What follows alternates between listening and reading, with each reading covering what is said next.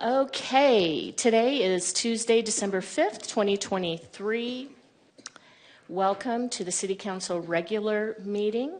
I'm calling this meeting to order and giving notice to members of the City Council and to the general public that at this regular meeting, the City Council may vote to go into executive session, which will not be open to the public, for discussion and consultation with the city's attorneys for legal advice on any item listed on the following agenda.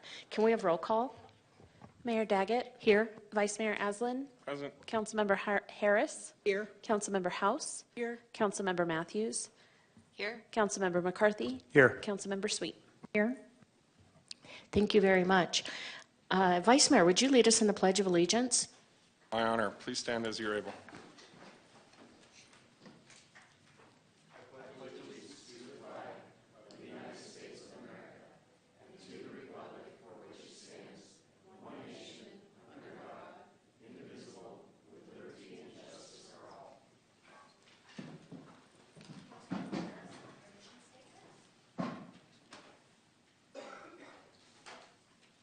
The mission of the City of Flagstaff is to protect and enhance the quality of life for all. Thank you. And Councilmember Matthews, our land acknowledgement. Thank you, Mayor. The Flagstaff City Council humbly acknowledges the ancestral homelands of this area's indigenous nations and original stewards.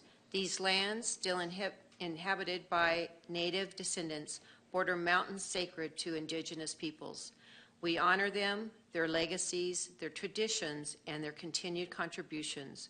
We celebrate their past, present, and future generations who will forever know this place as home. Thank you very much. Did Sean leave Mr. Johnson, did he leave the room? Mayor, it appears that he did. All right. Well, everyone should know that today is Sean Johnson's birthday. And if they see him, they should wish him a very happy birthday. We're down to public participation, but I do not see any public participation. Okay, so then moving on to council liaison reports, and I will begin with Councilmember McCarthy. Mayor, thank you, but I don't have anything to report today. Councilmember Sweet. Thank you, Mayor. A couple of updates. MetroPlan is having their executive board meeting on Thursday, and Friday, BPAC is having their annual retreat at Lowell Observatory. And I love their yearly retreat. It just is exciting to see what projects we're putting in the pipeline. Thank you. Councilmember House. Thank you, Mayor. Both the Flagstaff Housing Commission and the Commission on Diversity Awareness will be having their joint November-December meetings tomorrow afternoon. So I will be faithfully trying to bounce back and forth between the two because they kind of overlap a little bit in timing, but hopefully we'll make it to both and have something to report next time. Thanks. Thank you. Councilmember Matthews. I have nothing at this time. Thank you. Councilmember Harris. Yes, last night I was honored to attend the Northern Arizona University Community Holiday Reception. And I would like to state, I think some of our staff was there, but President Cruz Rivera did reach out or did say that he was very happy for the partnership that we have with him, Flagstaff, the City of Flagstaff. And so he also gave some updates. So it was a good event. Thank you. Vice Mayor. Thank you very much. The past week, in terms of commission reports, the Sustainability Commission met on Thursday. The meeting was largely taken up by the Neighborhood Sustainability Grant process. The review and final awards were given, equaling $75,000 total to the applicants who were awarded sustainability grants. There was also a new election of a vice chair, and that's really all there is to report. Thank you. Thank you. And I have nothing to report this afternoon. All right, moving down to item number 6A, consideration of appointments. This is for the Heritage Preservation Commission. And I believe that this is Vice Mayor. Am I correct? Yes. Yes.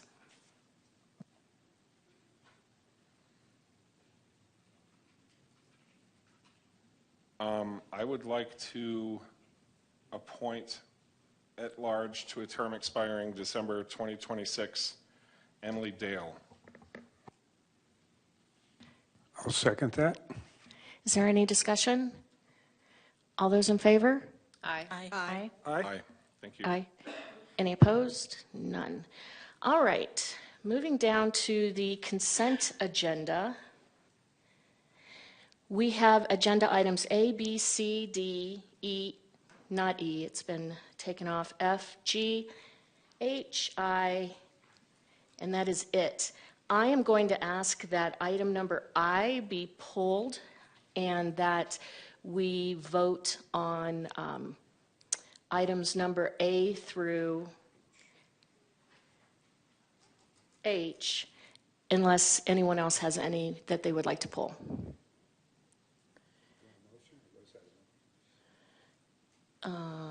I guess that's a motion. Do I have a second to pull that? I'll second. Thank you. Any discussion? All those in favor? Aye. Aye. Any opposed? All right, so then I will entertain a motion to approve consent agenda items A through H, and then we will discuss the other. Me. No, we pulled I. I understand, Mayor. Oh. You made a motion to pull I. It was seconded. It was voted on. We usually don't do that by motion, but that's what happened. Okay. And so we'll go ahead and entertain your motion that you're requesting now for approval of consent agenda A through H. I heard it all. I think you were a genius for doing it the way you did. Yeah, thank you. All right, so I am going to recuse myself because I was on the panel to evaluate consulting applications. So I am stepping out of the room. Vice Mayor, would you take it over? It would be my pleasure. I enjoy finding Sean out there and telling him happy birthday. So just to be clear, did we approve items A through? No, I you would be calling accepting for a H? motion to do that right now. Okay. So do I have a motion to approve the consent items notwithstanding item I? Vice Mayor, I H. move to approve items on the agenda 8A through Through 8? I, 8? through H. It's not? She's saying it's not 8. Through H.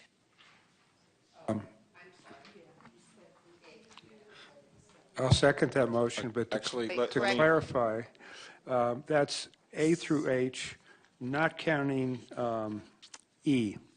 And it's agenda item 7. That is correct. I second that way. is there any discussion? Let's go ahead and take a vote on those consent items.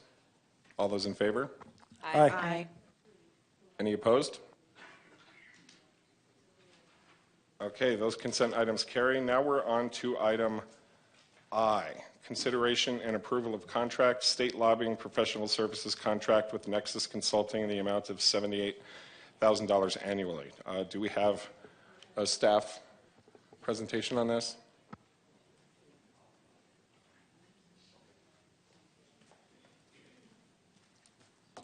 Good afternoon, Vice Mayor, you. Council, Stacy Salzberg, City Clerk. I do not have a formal presentation for this particular item.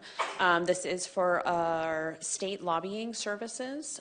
We went out for RFP to solicit bids, and we were presented with two bids to consider.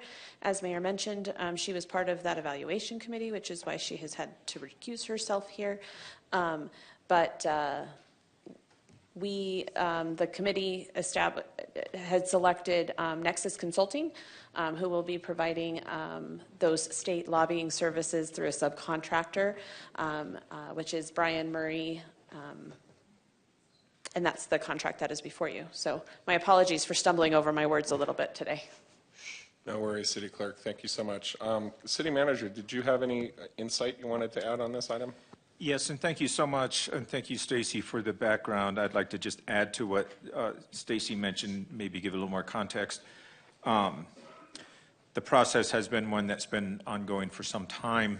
Just to refresh council's memory on this, we did embark on state lobbying services last year. We've had a lobbyist, a very effective lobbyist. The decision by council at the time was to pursue some additional lobby services in the interest of trying to successfully obtain appropriations or grants at the state level, and specifically regarding some of our flood mitigation efforts. That, in fact, did occur. The services of Brian Murray were obtained then under the umbrella of Nexus Consulting, and that contract just recently expired, in fact. But during that contractual term, Mr. Murray was successful in finding an appropriation, a direct appropriation at the state level. Actually, I believe it was a rider to another bill.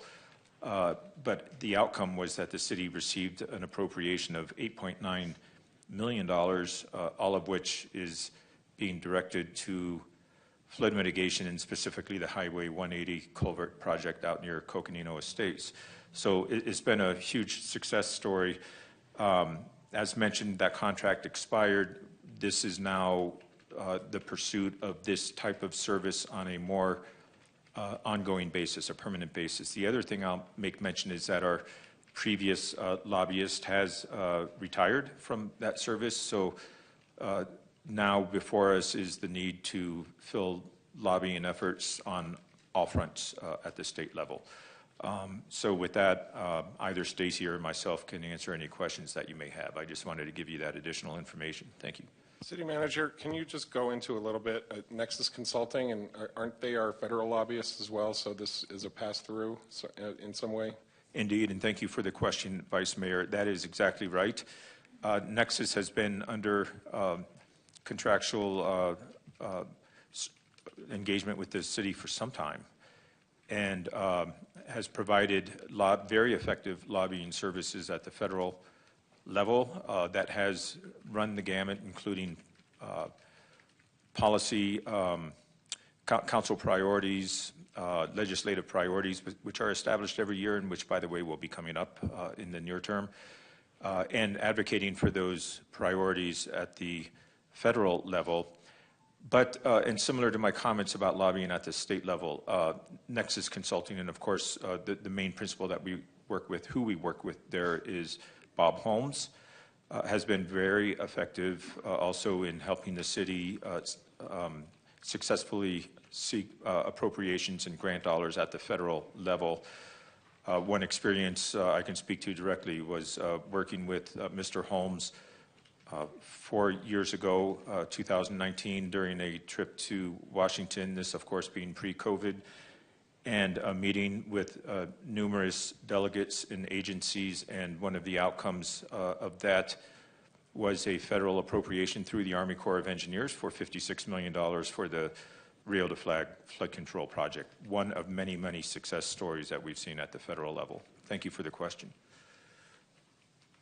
Any other questions, comments?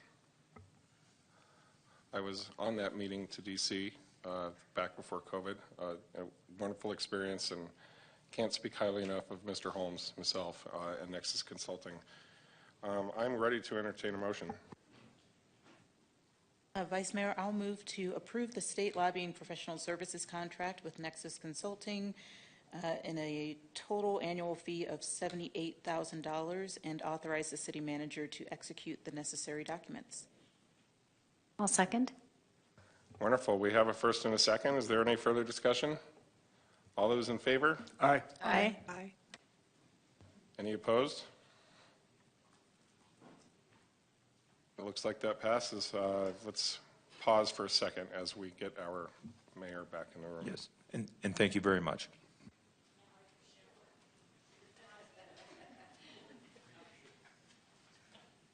Yes, it's for real this time.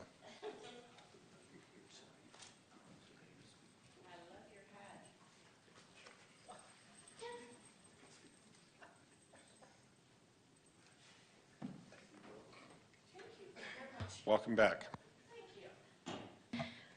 Okay, so now we're ready to consider consent. Oh, you did it all. Great. All right. And the meeting is adjourned. So, routine items. Item number 8A, consideration and adoption of resolution number 2023-57 and ordinance number 2023-28. Thank you, Mayor and Council. Tiffany Antal, Zoning Code Manager. Beth Ann and I are here to answer any questions you have on the next 4 items. So, Council, do you have any questions?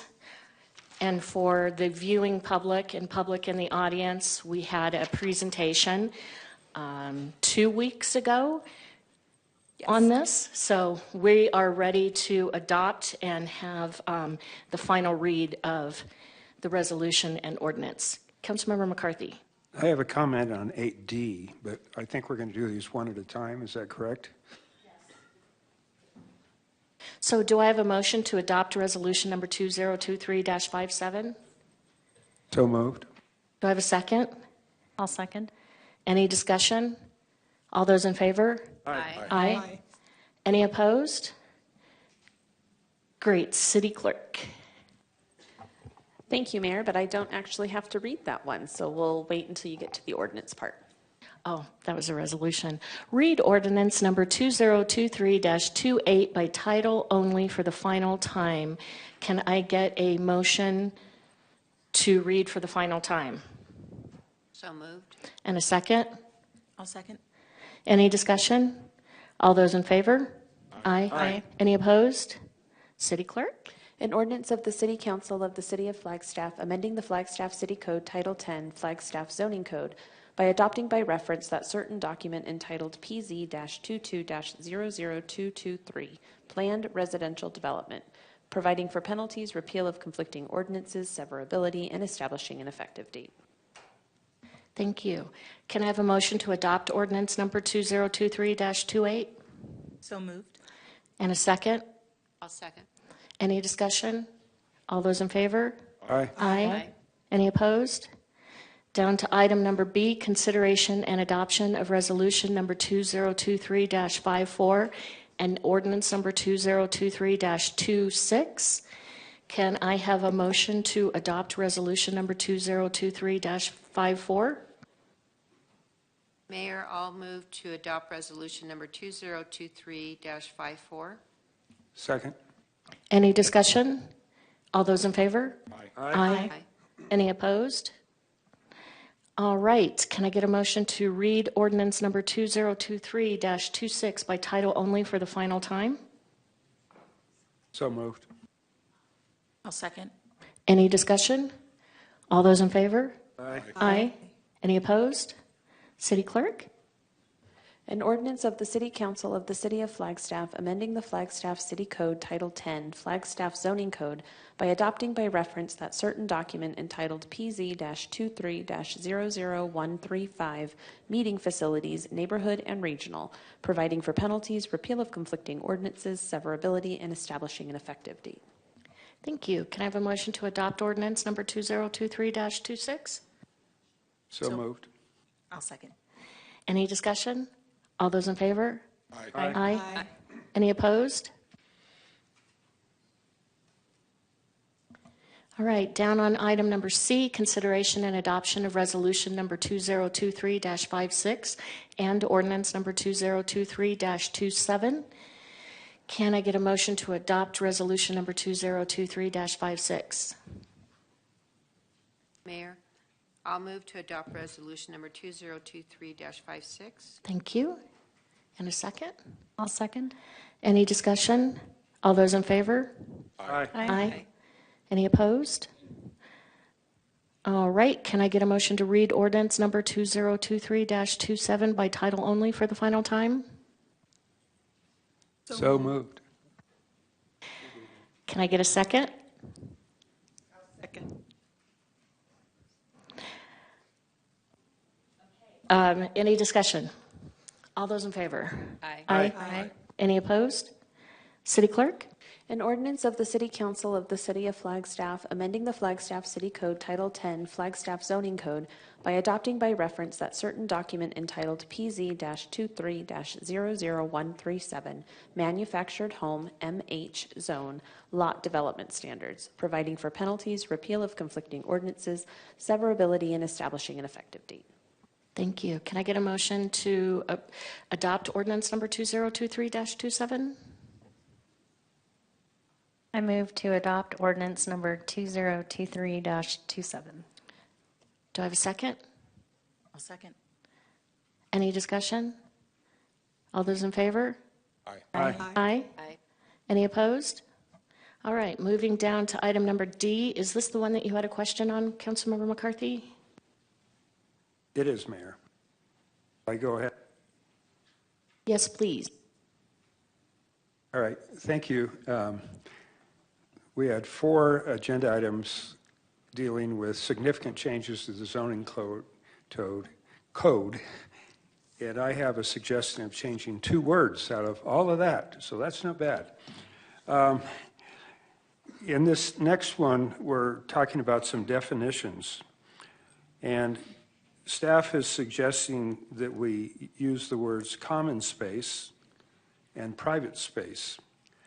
And I understand from staff that there was considerable discussion about what words to use here, which basically shows that there can be a lot of confusion about all of this. So my suggestion is that we use these 2 phrases. The first one is common open space, and the second is private open space. And that will make it very clear what these things are about. They're open space, but what kind of open space they are. So that's my suggestion. We can have some discussion on it, and at an appropriate time, I can make an amendment to the motion or something like that. Staff? So I very much appreciate the comment. That is the exact opposite of what we were requested to do by our Open Spaces division. They specifically do not want us to call the area within a private development as open space because they thought that to be confusing.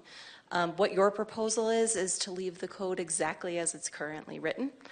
So that would mean not moving forward with this amendment. And we're happy to support whatever decision. This was a request of a partner division in terms of trying to make the terminology more clear and concise. Common space, it would be a development standard similar to civic space. So the idea here was specifically to remove open space from the term, from those development standards, and leave open space specific to the land use that is applied to things like Observatory Mesa or Picture Canyon.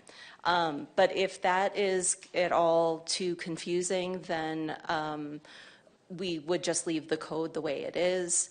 Any change to the terminology, we would need to pull this amendment and go back through the process because it would be a substantial change and a change from what we've also advertised.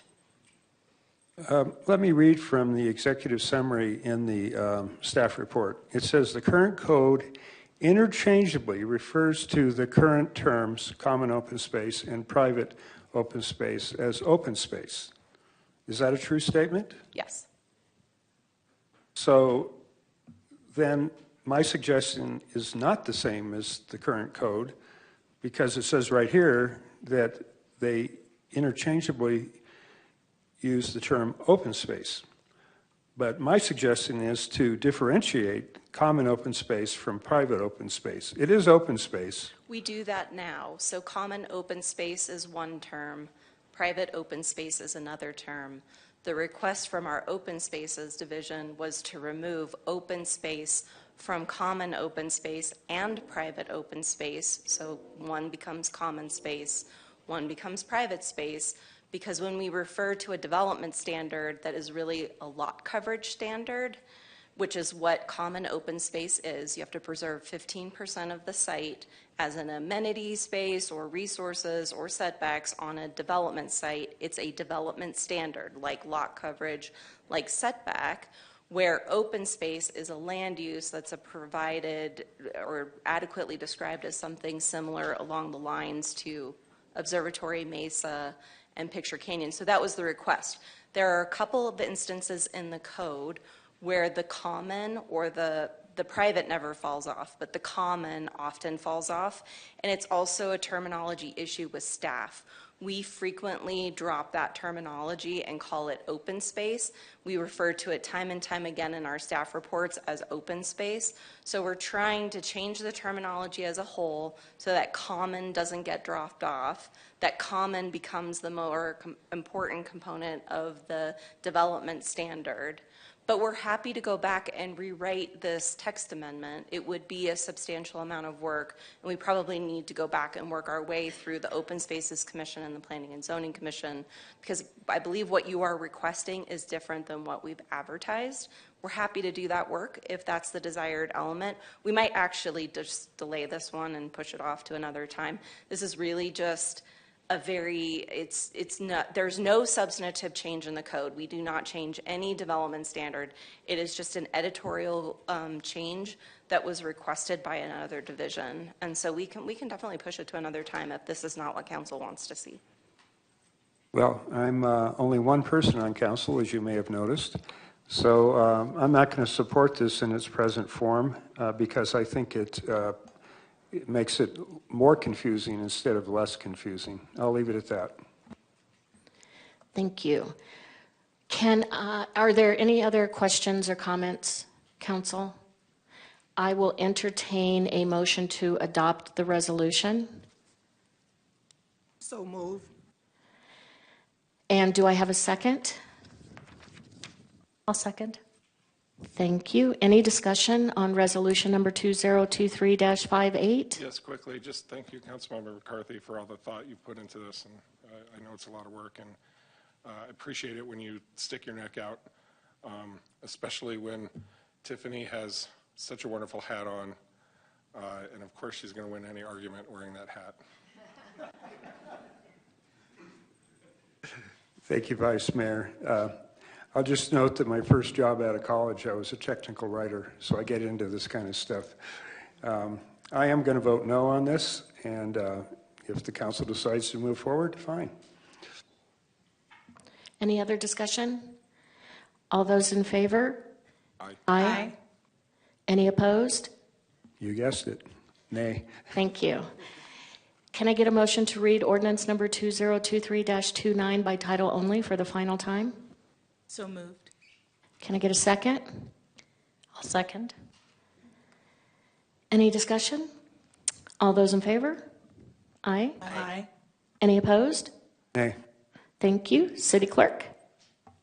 An ordinance of the City Council of the City of Flagstaff amending the Flagstaff City Code Title 10 Flagstaff Zoning Code by adopting by reference that certain document entitled PZ-23-00130 updates to zoning code open space terminology, providing for penalties, repeal of conflicting ordinances, severability, and establishing an effective date. Thank you. Can I get a motion to adopt ordinance number 2023-29? So moved. Can I get a second? I'll second. Any discussion? All those in favor? Aye. Aye. Any opposed? Nay. Thank you. Moving down to item E, thank you very much. Oh, we passed off the hat. Consideration and approval of contract. Contract with AP Triton in the total amount of $67,107. And welcome, Shannon. Thank you, Mayor. Thank you, Council. I'm just going to pull up our presentation here really quick.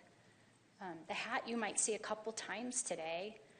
One of the fun things is we started the recording of the holiday version of GCTV, so I'm sure you're going to be really excited to see that once it gets published. It's also going to be my last meeting with you until after the holidays, and so it's a great way to say happy holidays to all of you as well. So again, this agenda item is on the Joint Powers Authority feasibility study. My name is Shannon Anderson. I'm the city's Senior Deputy City Manager. I want to say thank you for the opportunity to present some information to you today. about this study. It's been a project the city, the Flagstaff Fire Department, and the Summit Fire and Medical District has been working on since August of 2022. So the intergovernmental agreement began in January of 2016. It was initially a 2-year term, and it detailed a review of how effective it was after the first year. As a result, the city and the district determined to do an extension for a 3-year term in 2018. The IGA was beneficial for both agencies, so they worked together to create the new IGA that was adopted in October of 2018. And then it was also recently extended for 1 year with the ability to extend for another 2 one-year extensions in August of 2023. And that became effective in October of 2023. So in 2017, the city completed a feasibility analysis to consider a continued IGA and what future opportunities may exist. In a meeting with city and fire district representatives, they discussed a pilot result from the first IGA. Some of these benefits were the automatic aid results in a decreased response time for calls for service. There was additional training resources through Joint Federal Assistance to Firefighter Grant Award that resulted in a shared academy. There was also training that better prepared command staff and provided a standard level of command training. It significantly reduced full recalls. It saved money for both agencies on items such as protective clothing, apparatus, and pump testing. And there were also additional opportunities in professional development for staff, and there was the elimination of duplicated management and support service to reduce costs and increase efficiency. So in this 2017 feasibility analysis, one of the things that was identified is the potential for a joint power authority study. So this is what we considered when we came forward as part of the budget request process and began this work with Summit and our fire department. So moving on to the current, given there's been multiple benefits of the intergovernmental agreement relationship between the district and the city would like to complete a study to determine if there are costs and service benefits to the taxpayers of the city and the district to consolidate all or some of the current service provided by the Flagstaff Fire Department and Summit Fire and Medical District into a newly formed joint power authority or another form of agreement. We met with Summit and Fire Medical Board in August of 2022 to begin the discussion of a potential study. It was during this time we identified the team including Summit, the Flagstaff Fire Department, legal, finance, procurement, and city staff members who would craft the request for proposal. The scope of work includes the consultant acquiring all the pertinent data and information from all sources. They will conduct a meeting with stakeholders such as the Summit Board, the Flagstaff City Manager, the City Council, the Board of Supervisors that are within the Summit Fire and Medical District, the County Attorney, the Treasurer, the Flagstaff Finance Director, the Flagstaff Fire Department and Summit managers, and other key staff, along with the local chapter of IAFF leadership. There's also the caveat if there are others that could contribute to this project, they could be added to this list as well. The consultant has been asked to determine the cost of current level of service provided by both agencies. This will include analysis of budget, expenditures, reserves, bond obligations, long-term debt, financial plans, taxation, and future projections. They will look at capital assets and methods for financing. The department evaluations will include operating guidelines, administrative policies and procedures, personnel management systems, and support services such as information technology, payroll, vehicle maintenance, and others. The consultant will also be here in Flagstaff and conduct a site survey for each station and the administrative building. The fire organization evaluation looks at service delivery, incident response, non-operational responsibilities, fire prevention, our wildfire resources, specialty responses such as our hazmat or TRT teams, community education programs, compliance, records, management data, communication facilities, and infrastructure. After considering all of these factors, they'll provide us with 3 options and 1 recommended path forward. The recommended path forward will be accompanied with an implementation plan, and that plan will include a transition process with associated costs, policy actions needed, major projects, and respective agreements and contracts. The evaluation team came together and looked at the 2 proposals received as a result of this scope of work. The evaluation team is recommending we award contract to AP Triton. The cost of this contract was originally almost $70,000. We went back to AP Triton and talked about how can we reduce this cost in ways where we're continuing with the scope of work, but we're able to save money where we can. This was through, instead of them coming here face-to-face for presentations, they'll join us virtually. That was able to save us a couple of $1,000s. So the contract before you is for $67,107. This will be shared with the Summit Medical and Fire District. They will be covering $20,132,000, and the city would be responsible for $46,975.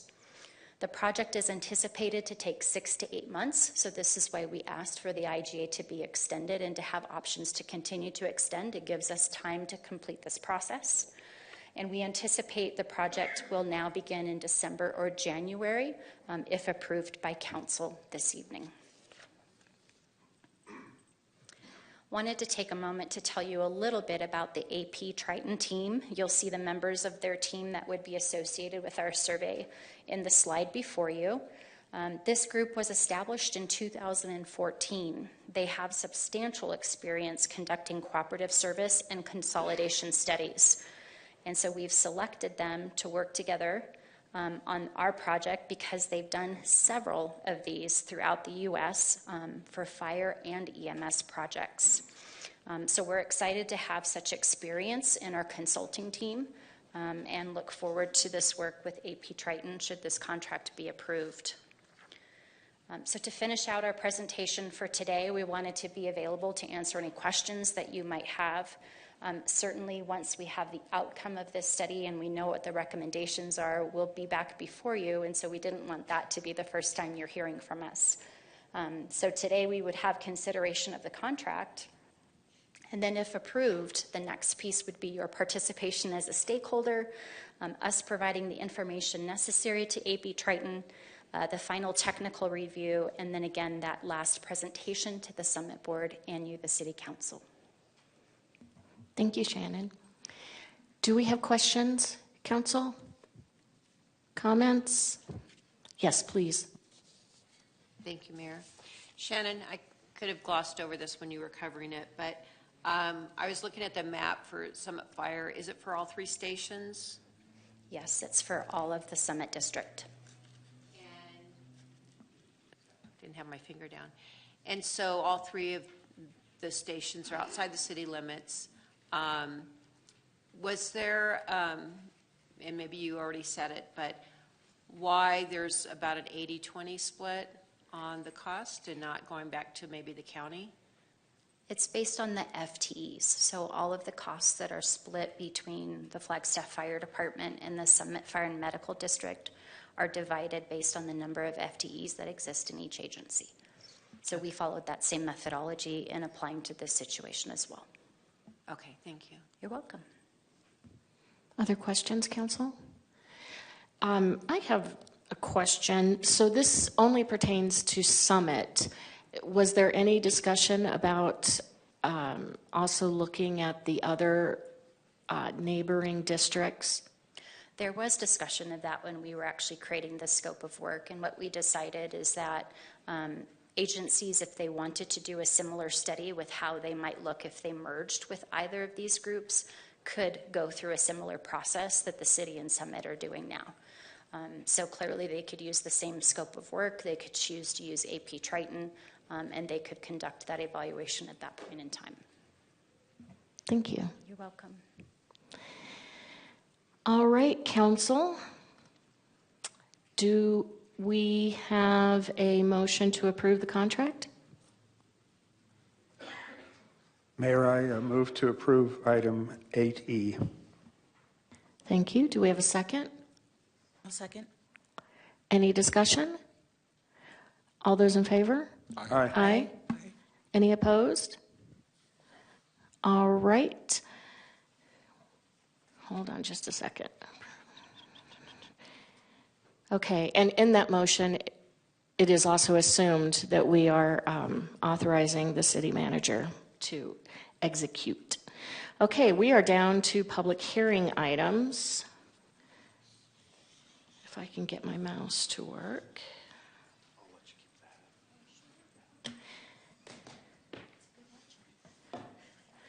So I am going to open the public hearing on item number 9A, consideration and adoption of resolution number 2023-66 and ordinance number 2023-31. All right, good evening, Mayor, Vice Mayor, Council members. My name is Dan Folk. I'm the Community Development Director. Very happy to be here tonight for your consideration of adoption of our property care standards, as well as some amendments to the abandoned vehicles section of our code. So once more, I want to thank the team that's really been supporting me in this effort, Tiffany, Reggie, Kevin, and Mark. They've been great to work with, and we're going to keep working on this and hopefully end up with more of a program once we complete adopting these new parts of our code. So again, what are building and property care standards? You've seen this slide a couple times this year, but I just wanted to remind everybody, we're really talking about rules for the maintenance of land and buildings. So residential, commercial, industrial, these would apply to all properties in the city of Flagstaff. We're really focusing on life and safety regulations. We heard a lot about the accumulation of garbage and debris, hazardous conditions, deteriorating structures, and then abandoned properties and vehicles. With most things we're doing these days, we want to be considerate of a number of other initiatives that are happening and what would these rules, what impact would they have on some of these things, our housing emergency, the climate emergency, certainly preserving neighborhoods and our heritage, social equity we've talked about before, and then the health and safety of our neighborhoods. And so the approach, working with a working group last summer and with our staff, is to create something very kind of clear and simple, make the definitions easy to understand. The standards themselves are just a little over 2 pages, so they're quite short. But we support them with other sections of our code on littering, nuisances, and abandoned vehicles. And then we're also going to have an appendix, which will be guidelines as to how to meet the standards and how to maintain your property. We're going to continue to work with the League of Neighborhoods. They had brought the petition forward a couple years ago to get this effort started. And then, like I mentioned earlier, we'd like to start a program on property care. We have had a public process over the last 2 years. We started with a community survey last summer to try to identify what the priorities are and to get people interested in participating. We had a series of working group meetings last summer at the Murdoch Center. I've presented to a number of different organizations. Earlier this year, I was at the Chamber of Commerce and their Government Affairs Committee. We've had, I think, 2 city council work sessions this year. We had one last year. In October, we were in front of the Housing Commission, and I presented the amendments to them. They didn't have any concerns. They did have some questions regarding the applicability. We had a question about sidewalks and things like that. And then last month, Reggie presented to the Commission on Inclusion and Adaptive Living, and they also appear to be supportive and appreciative of the effort to do this. A lot of the questions we get are about sidewalks, and so when I answered that question, this deals with things outside of the public right-of-way. Most of our sidewalks are in public right-of-way, and so we do have rules about keeping sidewalks clear. That's in our section on right-of-way. There may be times where sidewalks are on private property, and certainly these would apply when that's the situation. So here we go. These are the standards. I'm just going to run through them real quickly. I've emphasized certain words by bolding them, but this is not the way it would appear in our code. But again, the purpose is to improve and maintain the appearance of the city and properties in the city, protect the quality of life by protecting public health, safety, and welfare, applies to all residential and non-residential buildings. The intent, we talked a lot about this with the working group, is to be fair and consistent, to give owners an opportunity to make the improvements. Sometimes it's a situation where folks just don't have the means, perhaps the financial means. And so we're not looking to be punitive or punish folks. We want to work cooperatively. Certainly in situations of dangerous conditions, we want to be more aggressive. Here's some examples of definitions. Again, this is not the complete list, but they're very short. The current code has a lot of long definitions with words that you have to look up to understand. And so we're trying to keep really dictionary definitions was our guidance on this. This is the section on property itself. So the property, whether it's vacant or the land around a building, focusing that there's sufficient container capacity for garbage and refuse, litter, making sure that the properties are free from the accumulation of litter, trash, and debris and garbage. This is one of the top issues we've heard about. Making sure inoperable equipment and vehicles and appliances are stored properly, making sure there are no hazards. We have some examples here, dead trees, vegetation, inoperable infrastructure, walls and fencing that are structurally unsound. And then unoccupied properties need to be posted properly so that they don't become attractive nuisances. Here are the standards for buildings and structures. We got some guidance from you back in October on number 1, where windows and doors shall be maintained in proper working condition. When damaged, temporary security measures may be installed for no more than 90 days. I would say this is by far the most significant addition to our code. You know, right now you can secure property indefinitely, and we hear a lot about this. We have homes that have been boarded up for 10 to 20 years, and it does have a negative effect, we believe, on the neighborhood. We also have commercial properties and some former public use properties. I think of the school up the street here that's boarded up. And so this, I think, will be our biggest challenge, is contacting property owners, making them aware of the new rules, you know, giving them some time to come into compliance. And so every property will probably have its own unique challenges, but we're up for the task. We want to prevent deterioration and, again, the appearance of abandonment, and then unoccupied buildings being properly posted and secured so they don't become attractive nuisances.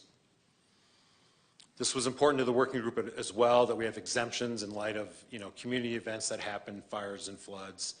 Sometimes people are going to have, their property is going to be in a different state than they normally would be under a non-emergency situation or immediately after. So that's the section that we're going to adopt. It's going to go into Chapter 7, which is on health and sanitation. And then the first section we want to make some amendments to are the section on abandoned vehicles, which is in Chapter 6. And so the first thing we want to do is change it to inoperable vehicles. We've created new definitions. We've defined what an inoperable vehicle is. Essentially, the rule is inoperable vehicles, which are ones that do not operate, function, they're not drivable or unregistered. They have to be stored in a sheltered storage. And so we've defined sheltered storage as a garage, carport, rear fenced yard, or under a vehicle cover if parked in a driveway or rear yard. The opposite of that, unsheltered storage, means outside a carport, garage, or other building within view from a public right-of-way. So those are really the main changes to the abandoned vehicles. Here's our schedule. We've got the first reading tonight. We're hoping you'll support it and then do a second reading on the 19th. We're going to come back to you very quickly. I put February on here to bring back the littering amendment. We've reviewed that with you previously and with all the other committees. There were just some final reviews that we were asked to consider from our legal team, and so we're going to do that. And then we want to adopt an appendix, which I mentioned earlier, which would be the guidelines for how to comply with these standards. So that is the schedule looking forward. And that's the end of my presentation this evening. I'd be happy to answer any questions you might have. Thank you, Dan. Do we have questions, Council? Councilmember McCarthy. Thank you, Mayor. Hi, Dan. Thanks for the presentation. I'm very supportive of this.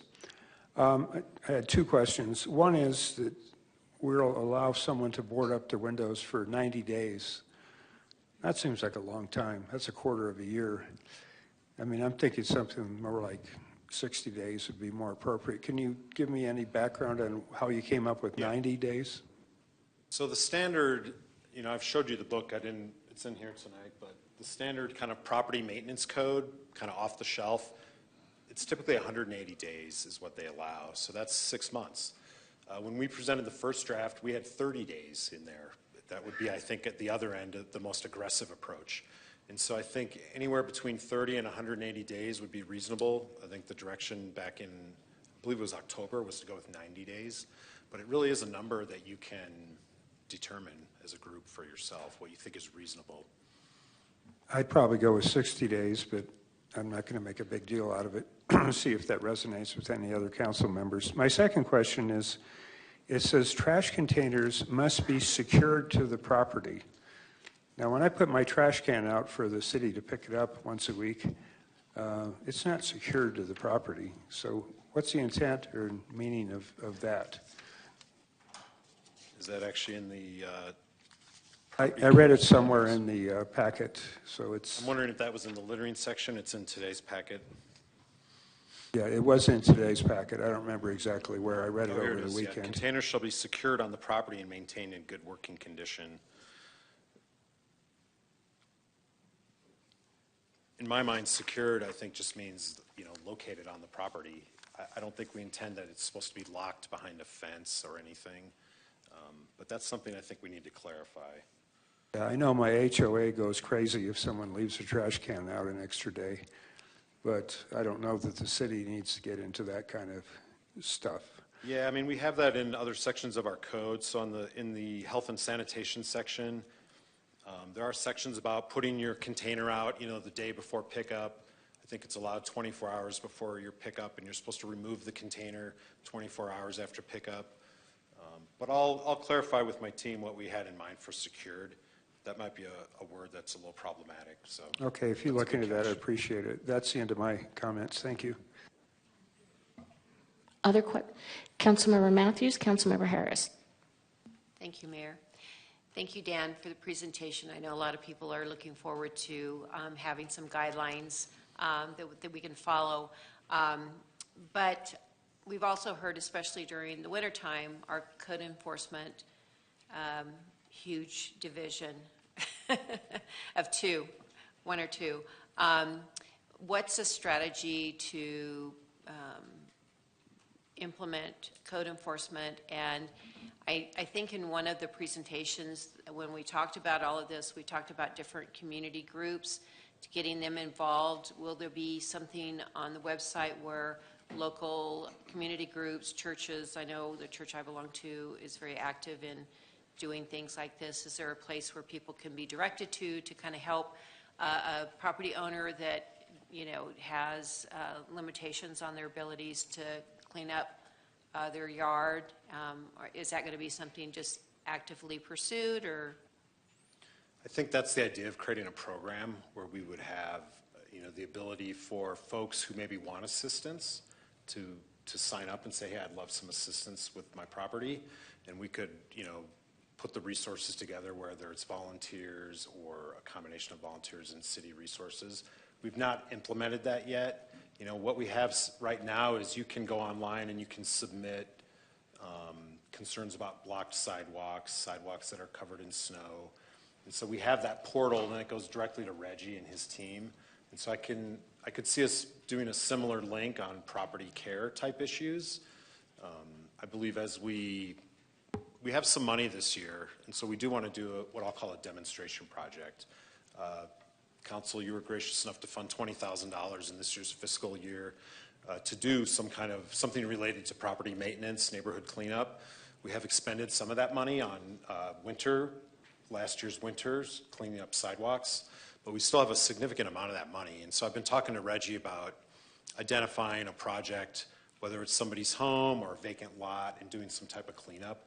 And I could see that kind of becoming the groundwork for creating this program where, we start to get volunteers, The other similar program would be Graffiti Busters. We have an opportunity for people to volunteer.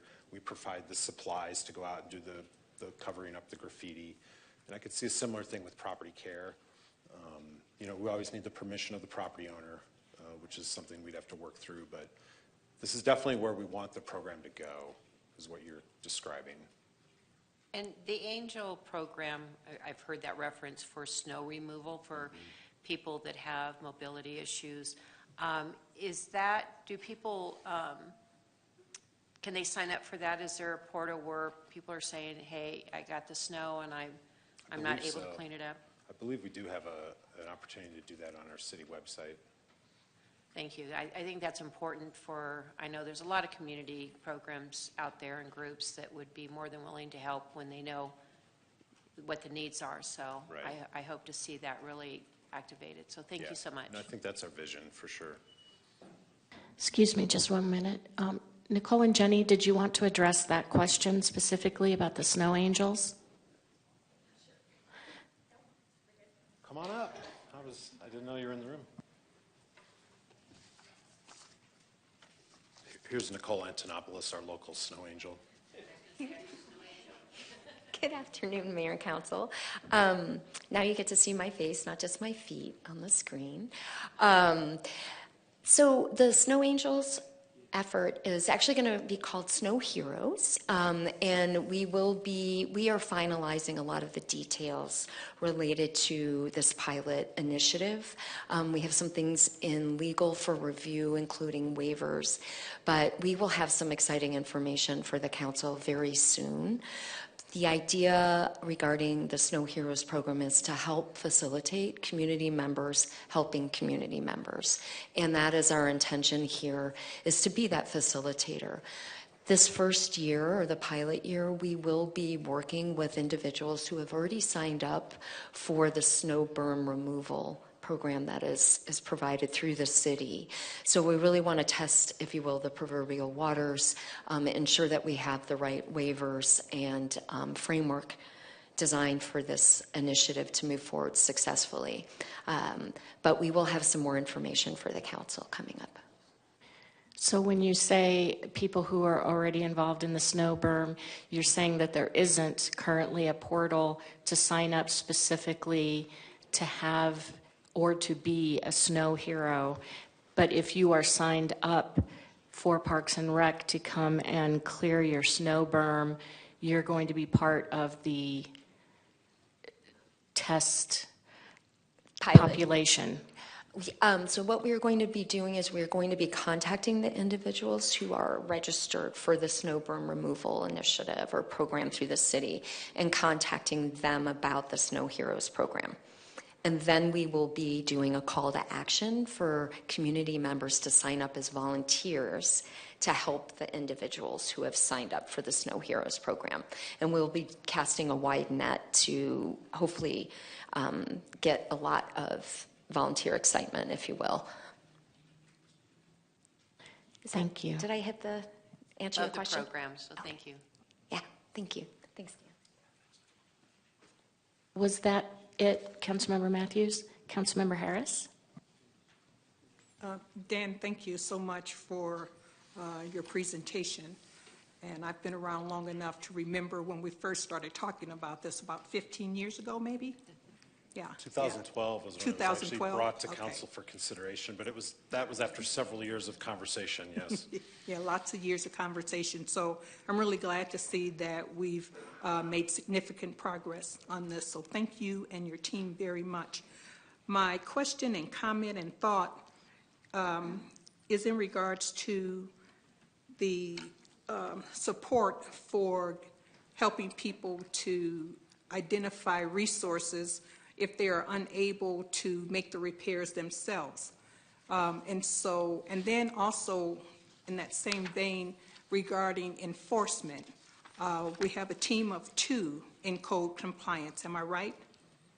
Well, we have 4 total, so that's Reggie and then 2 full-time officers and a dark sky specialist. So okay. 1 is dedicated to dark skies. Okay, yeah. So 1 is dedicated to dark skies and the other 3 are dedicated to code compliance? Correct. Okay, and so the expectation is that they will be going around looking at these facilities and then making comments or reporting that somewhere? Is that correct?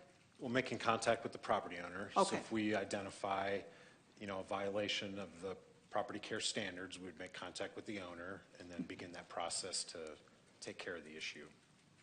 Okay. And then what about those landlords who are absent from the city? Because just contacting the resident doesn't do anything because it's not their property. Right. They live in it, but it's not their property. And so how are we going to, do we have a process in place? And you don't have to tell me what that process is, but are we thinking about that also? Yes, it happens all the time now with current issues, right? So a lot of times we have to track down the property owner because we do make contact with the tenant. Maybe they're non-responsive. So Reggie has different tools he uses to try to contact the owner. Certainly, owner's information is listed on the assessor's website. So we have a name and an address. It might be an LLC, but that's always a starting point.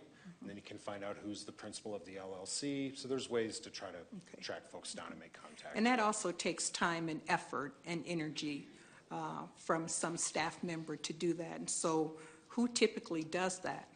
That would be Reggie and Kevin and Robert, our 3 officers, yeah. Okay. It seems like we've got a lot for those 3 individuals to do, to maintain. And then my last and final comment is that, it might be a good idea for staff, the city, whoever, to look at how they might work with community organizations to help do that. And I'm specifically talking about the Southside Community Association as well as the Sunnyside Neighborhood Association. They actually have, facilities and the ability to maybe contact residents and help in some way. And so I would suggest we try and work smarter and not harder, if at all possible. Yeah, I completely understand that comment, so thank you. That's a great suggestion. And then finally, for the 3 historically underrepresented neighborhoods, Sunnyside, Southside, and La Plaza, I think that this is going to go a long way to making those neighborhoods look as nice and neat and clean as some other neighborhoods that do not, that have HMOs. Okay, so thank you for all your work on this. You're welcome. And yeah, Jesse Dominguez of the La Plaza Vieja Association, I believe, submitted the petition a couple years ago, which got us started again on this. So thanks to Jesse. Any other questions? And I don't see any public comment, so I'm going to close the public hearing and just, yes? When I had a little break there when Nicole was speaking, I thought some more about Councilmember McCarthy's question about the securing, and I will bring the conversation back to the working group. But I think really the intent is, when you're talking about garbage containers, is securing it in the fashion that it's not blowing over. We get a lot of overflowing cans. The can blows over, becomes a nuisance. And so securing in the fashion of it's not creating a nuisance or a problem. And there's more language actually in the littering section on that. But I think we still maybe want to look at that word and make sure it's clear what we mean by that.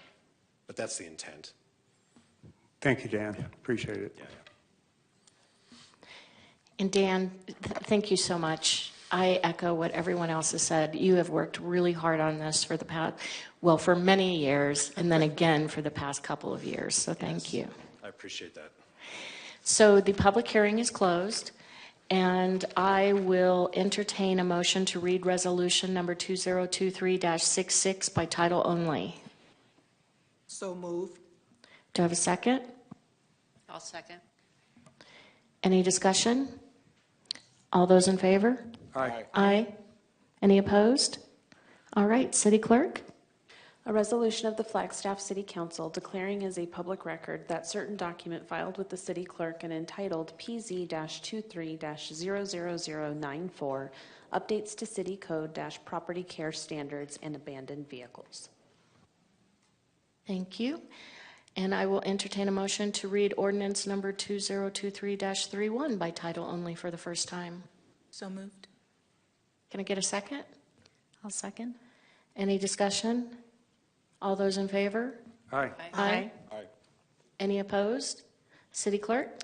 An ordinance of the City Council of the City of Flagstaff amending the Flagstaff City Code Title VII Health and Sanitation and Title VI Police Regulations by adopting by reference that certain document entitled PZ-23-00094 updates to City Code-Property Care Standards and Abandoned Vehicles, providing for penalties, repeal of conflicting ordinances, severability, and establishing an effective date. Thank you. And Dan, we'll see you back on December 19th. Yes, thank you all. All right, moving down to the regular agenda. Item 10A, consideration and adoption of resolution number 2023-63 and 64, a resolution of the City Council renewing the special taxing district of the Flagstaff Downtown Business Improvement and Revitalization District, and approving an intergovernmental agreement for services with the Flagstaff Downtown Business Improvement and Revitalization District. Hello. Thank you. Hello. I'm going to try to be a little bit more coherent than I was with my first item. My apologies again. So Stacy Salzberg, I am your city clerk. But I'm going to take my city clerk hat off for just a moment because I also serve as the district clerk for the Flagstaff Downtown Business Improvement and Revitalization District, or FD-BIRD as it is more commonly known, which is why I'm before you today on this item. I'd like to just take a quick moment to mention the members of the FD-BIRD board. Our board chairman, Dave Stilley, Vice Chairman Steve Chatinsky, and board members Patty Ginsburg, Jerry McLaughlin, and John Van Landing Tam. And I believe we've got John here in the audience. Our board also consists of Ashley DeBoard. She is our legal counsel for the district.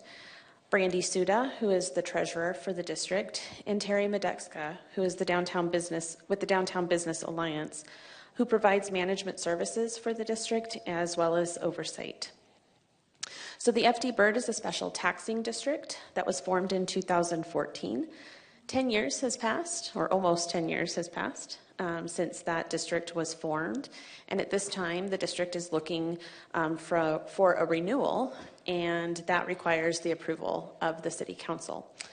So I'm going to turn things over to Terry, who's going to talk about the work of the FD-BIRD and a little more about the request for the renewal. And then you'll also be hearing from Ashley on the corresponding IGA. Terry. Good afternoon, Mayor, Vice Mayor, and Council. My name is Terry Medexka, and I am the Executive Director of the Flagstaff Downtown Business Alliance.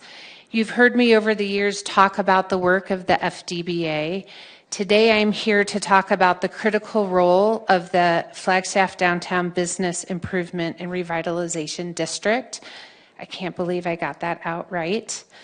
The FD-BIRD is a legally established taxing district petitioned by and funded by property owners within a defined boundary.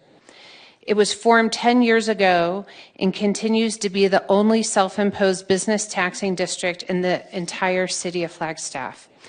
And that's an important point. You frequently hear me talk about how downtown is different, and downtown is different. Downtown is the only location in the city where property owners have chosen to tax themselves as a show of partnership, having skin in the game, and investing in downtown's economic vitality. Since the district was formed, like Stacy mentioned, in 2014, property owners have contributed more than $1.2 million towards downtown. The FD-BIRD is essential to the work of the FDBA. It provides stable funding for enhanced services above and beyond general municipal services. A few examples of what the FD-BIRD funds. The FD-BIRD helps fund the Clean Team Ambassador program. Our ambassadors are responsible for keeping public spaces clean and graffiti-free while also providing exceptional customer service to visitors, residents, and businesses. Each month on average, our clean team removes more than 100 graffiti tags. We dispose of several hundred pounds of trash, and we clean alleyways more than 100 times. Can you imagine what downtown would look like with that amount of graffiti, litter, and trash, and the extra burden this would bring to city staff? The FD Bird also helps support the FDBA's efforts to activate public spaces. In 8 years, the DBA has increased programming from 15 to more than 160 event days each year. These activities not only bring vibrancy to downtown, but are designed to be mostly free, family-friendly, and help drive foot traffic and spending to support our businesses. The FD Bird has also contributed to FDBA's robust marketing and communications effort, promoting downtown as a premier destination to visit, work, dine, shop, and invest. Our interactive website, newsletters, and social media not only engage the general public, but also provide an additional marketing tool for downtown businesses. There are many more deliverables provided by the FDBA, but I think it is easy to see that without the renewal of the FD Bird, the FDBA would cease to perform as you have become familiar. Imagine there will be no clean team, downtown events will disappear, downtown property owners and businesses will lose representation of important issues, and coordination with business and property owners and our city partners will go away. In short, downtown will lose a champion and the city will lose a partner.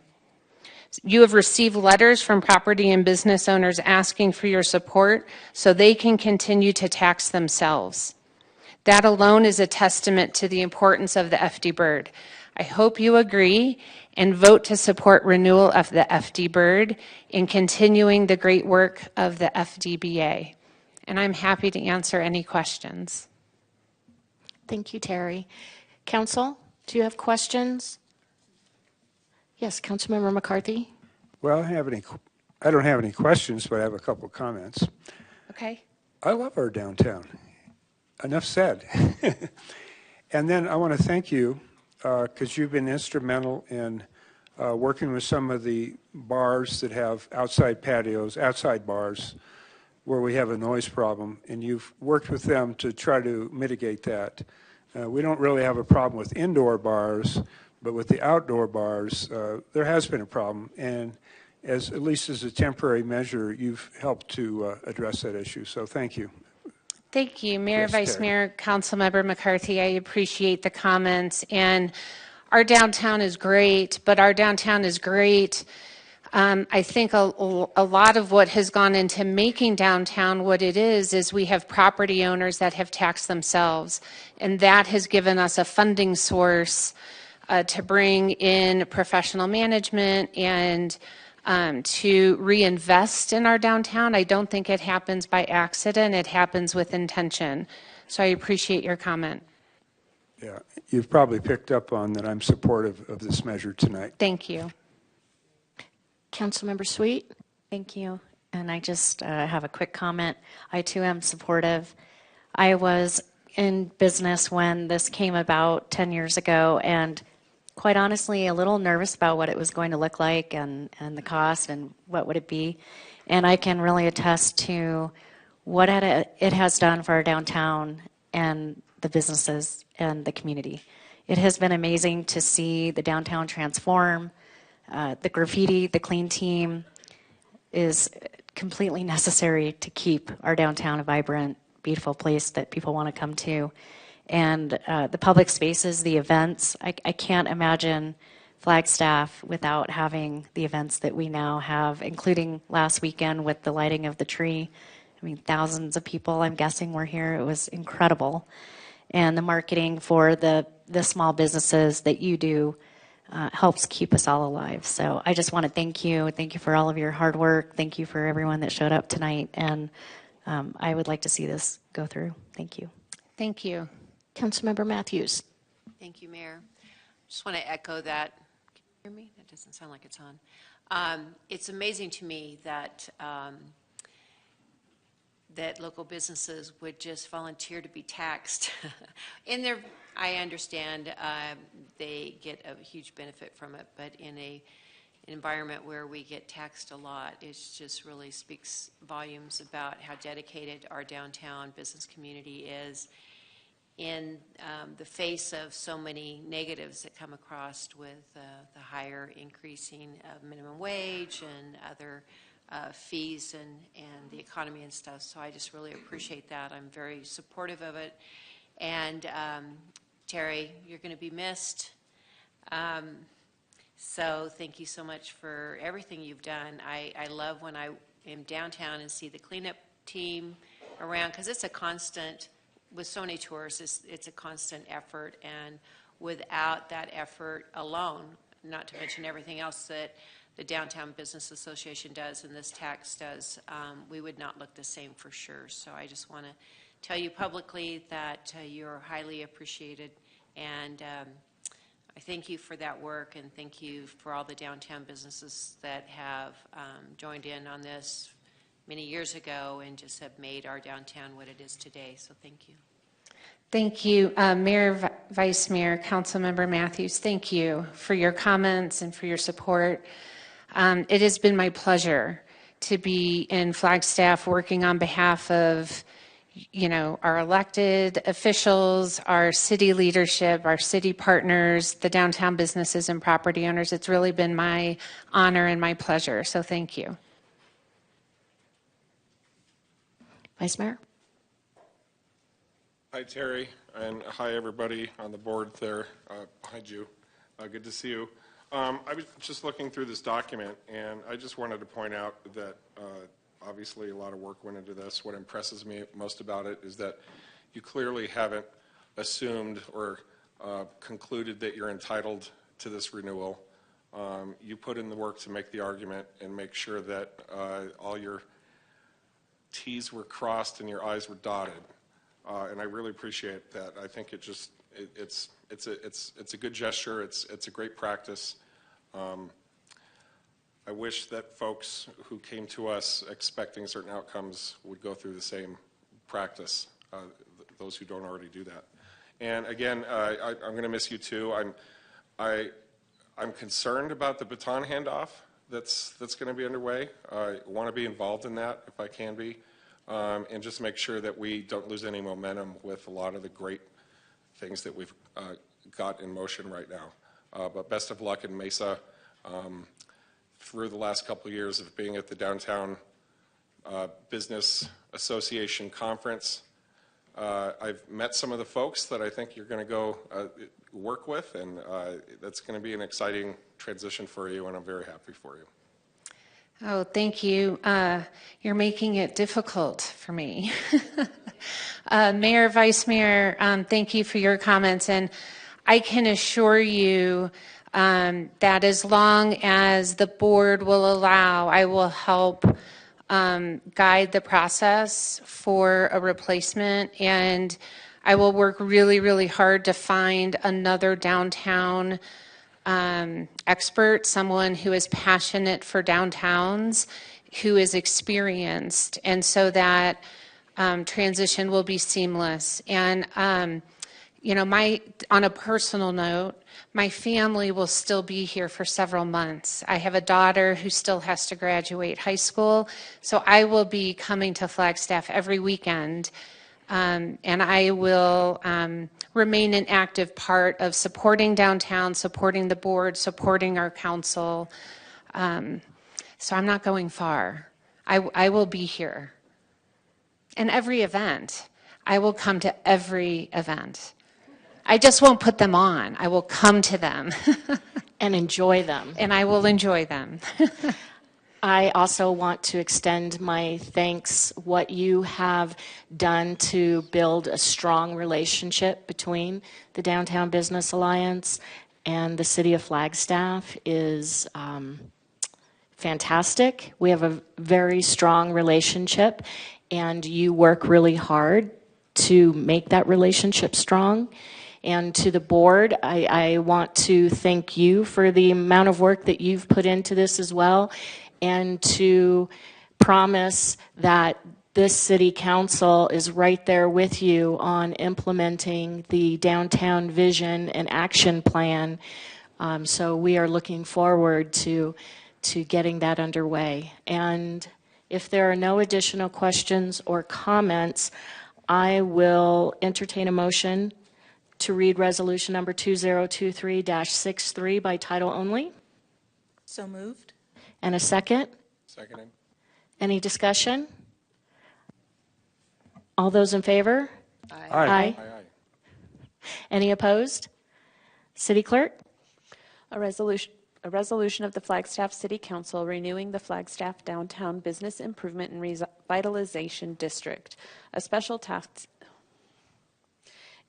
taxing district for 10 years effective February 4th, 2024. Thank you. Can I have a motion to adopt? I move to adopt resolution number 2023-63. Thank you. Do I have a second? It'd be my pleasure to second this motion. Any discussion? All those in favor? Aye. Aye. Any opposed? All right. I will entertain a motion to read resolution number 2023-64 by title only. So moved. And a second? I'll second. Any discussion? All those in favor? Aye. Aye. Any opposed? All right, City Clerk? A resolution of the Flagstaff City Council approving an intergovernmental agreement for services with the Flagstaff Downtown Business Improvement and Revitalization District. Thank you. And a motion to adopt resolution number 2023-64.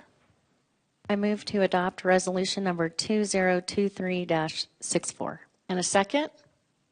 I second. Any discussion? All those in favor? Aye. Aye. Any opposed? Wonderful. Thank you all so much. Mayor, Vice Mayor, Council, thank you.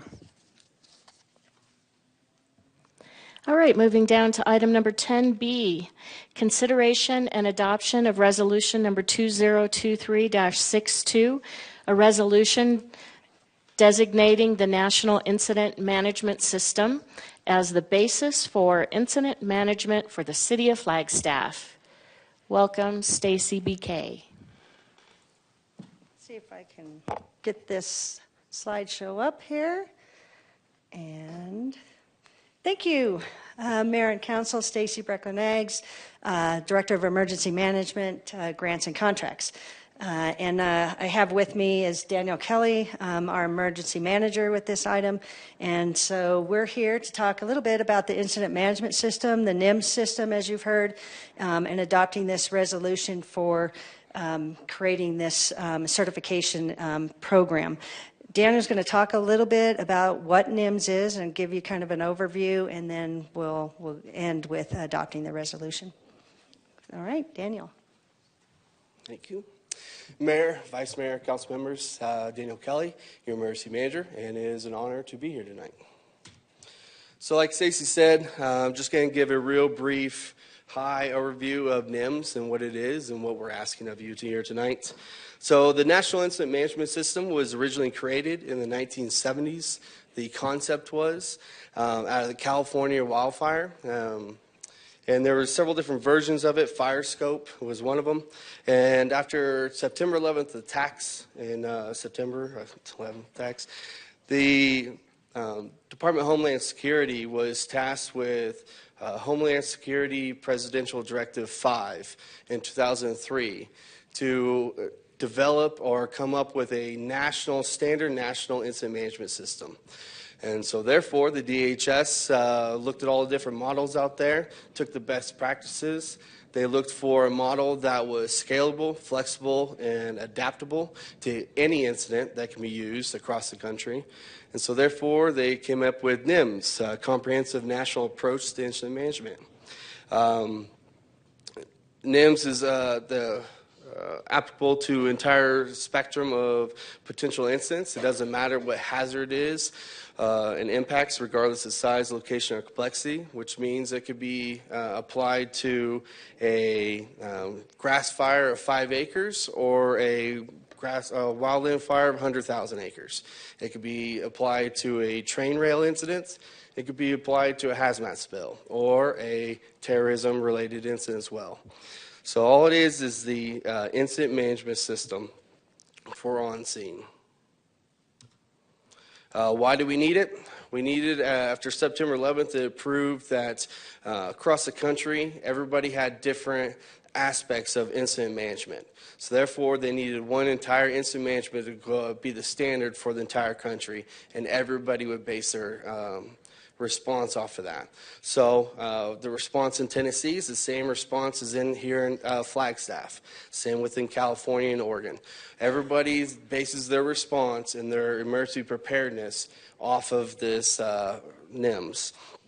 NIMS defines operational systems such as the incident command system, the EOCs, how they operate, the multi-agency coordination groups, the MAC groups, and how they operate between the EOC and the incident. NIMS links the nation's responders together because therefore it is applied universally. Everybody knows the concepts, principles, structures, and processes that are involved in the incident management. My response, I came from Tennessee before here, and how we did back there, the incident response is the same as the incident response here. Also, another reason why, it's a federal requirement for federal preparedness money. NIMS, I will say NIMS has been operated here for a very long time. This is just a formality that needed to be done. The fire service, the police department, the IMTs here, they have all practiced NIMS for a long time. We're just here to make it a formality. And also in 2005, the governor of Arizona issued executive order designating NIMS for all incident management in Arizona. Thank you, Daniel. And I think you brought up a good point that we've been using NIMS and the incident command system here in Flagstaff for a while, but we have never formally adopted a certification or this resolution. And so part of them growing our emergency management program is starting to check off some of these boxes and create this. It's also a requirement for Homeland Security grants that we get a lot through the federal government, through the state Homeland Security program. So it checks that box off also to have this. So really getting this NIMS designation formality done is helpful for our city EM program and for the city of Flagstaff. So this really establishes the NIMS standard for incident management and emergency planning. It also is recommended by the state of Arizona to designate the city emergency management as the local point of contact to coordinate NIMS activities and to ensure the compliance. So we're here to ask adoption of this resolution. Thank you. Thank you. Do we have questions or comments, council? Okay. That's how thorough you were. There are no questions. Yay. Mayor, I move to read Resolution 2023-62 by title only. A second. Thank you. Is there any discussion? All those in favor? Aye. Aye. Aye. City Clerk? A resolution of the Flagstaff City Council designating the National Incident Management System, NIMS, as the basis for all incident management in the city of Flagstaff. I move to adopt 2023-62. Second. Any discussion? All those in favor? Aye. Aye. Aye. Any opposed? All right. Thank you. And now for the next. Thank you. And I do apologize that our PowerPoint was not on the NIMS, was not part of your packet, but I will make sure I get it to Stacy to get that in your packet so that you have that. So our next item is item 10C for Resolution 2023. I have to put my glasses on just to see that. 61. For our 2023 Emergency Operations Plan. And so I have with me is Ashley McCooch. She's our consultant from EM Partners. She was here originally when we awarded the contract to do the EOP, and that was, remember how long ago? Was that a year? May. So in May. And so we're back to you for final adoption of the Flagstaff Emergency Operations Plan. I do want to recognize that we have a number of players, and this plan was really whole community So we had people from city staff, we have a number of city annexes, all the way from Public Works, stormwater, pros, those kind of things. And then we had whole community where we had United Way, FUSD, a number of partners. So, and Ashley will show a little bit about some of the partners and talk about that, but really was a whole community plan. And we had a lot of planning meetings, a lot of work went into this. So we're excited to be at this point. Another check off for our new city emergency management program to have this emergency operations plan. And I know, Mayor, you were also, a lot of the council members and others were involved in the process. So thank you. So with that, I'll let Ashley jump up here and start the program. Good afternoon, Mayor and Council. Ashley McCooch. It's a pleasure to be before you again for the Emergency Operations Plan.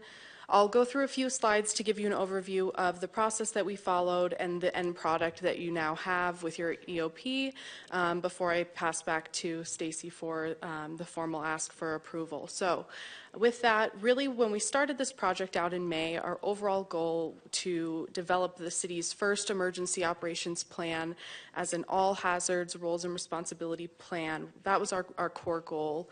And in doing this, we've now provided the city with a foundational emergency management document that incorporates, as Stacy mentioned, community partners, not just at the city level, but state, county, federal, non-governmental, and private sector partners throughout your community, and how all of those folks come together to support effective and efficient operations during emergencies and disasters.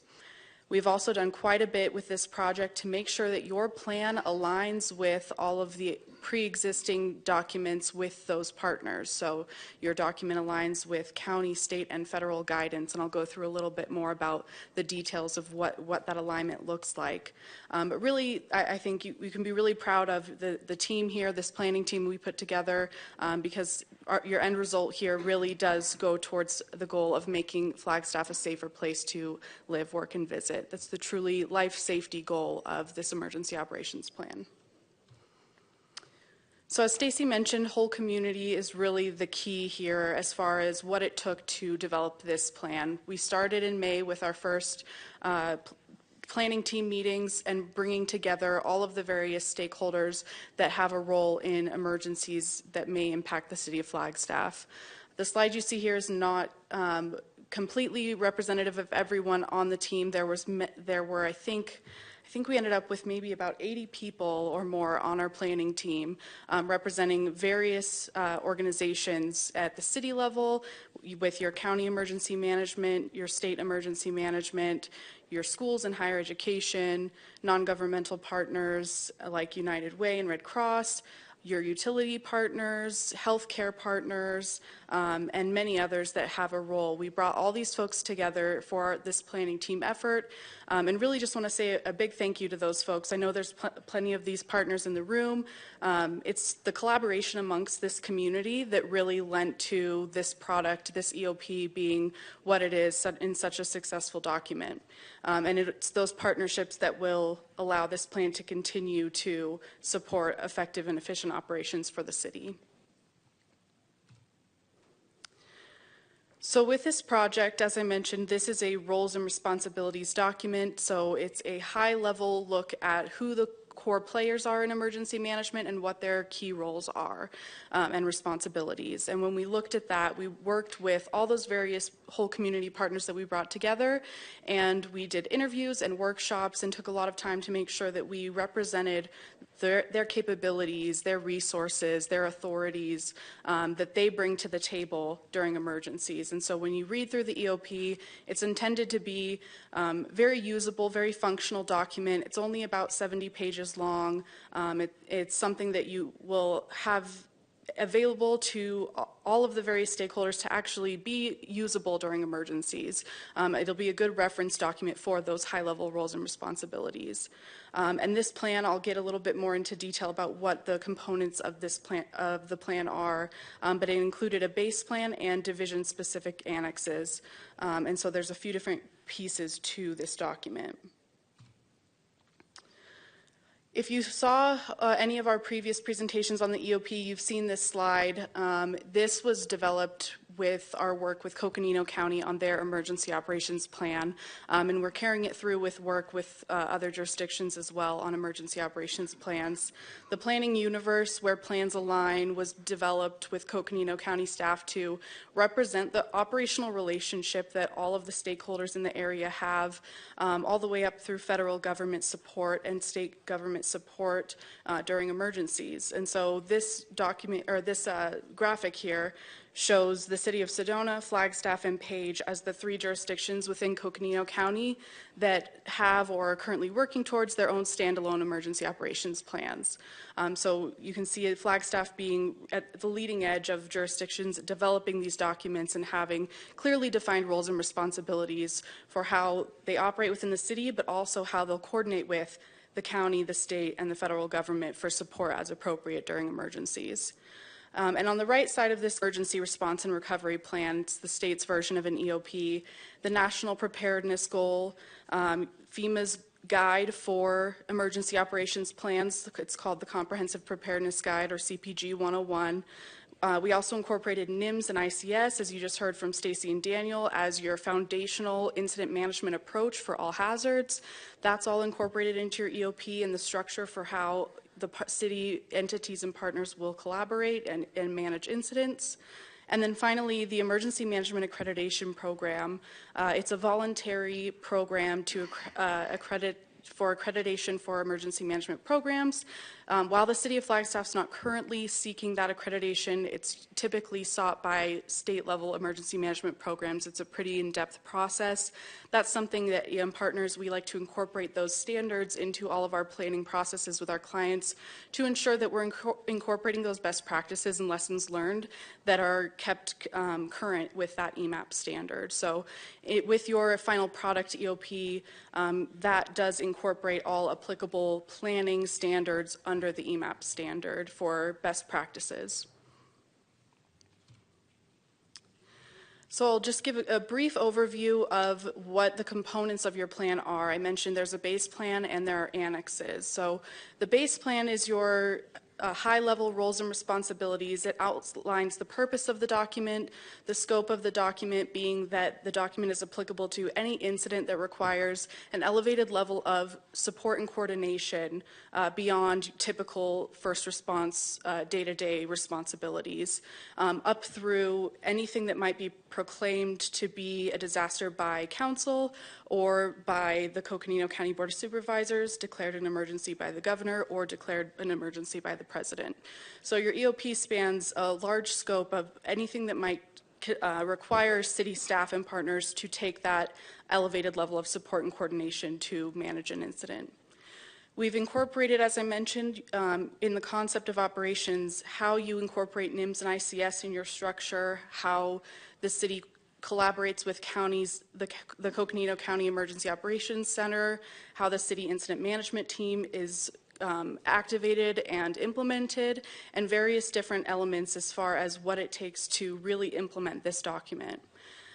We've outlined, again, those high-level roles and responsibilities. So I mentioned there are annexes, and I'll get into what the annexes cover, but for any partner that did not participate in developing an annex to this plan, their roles and responsibilities are outlined in the base plan at a high level.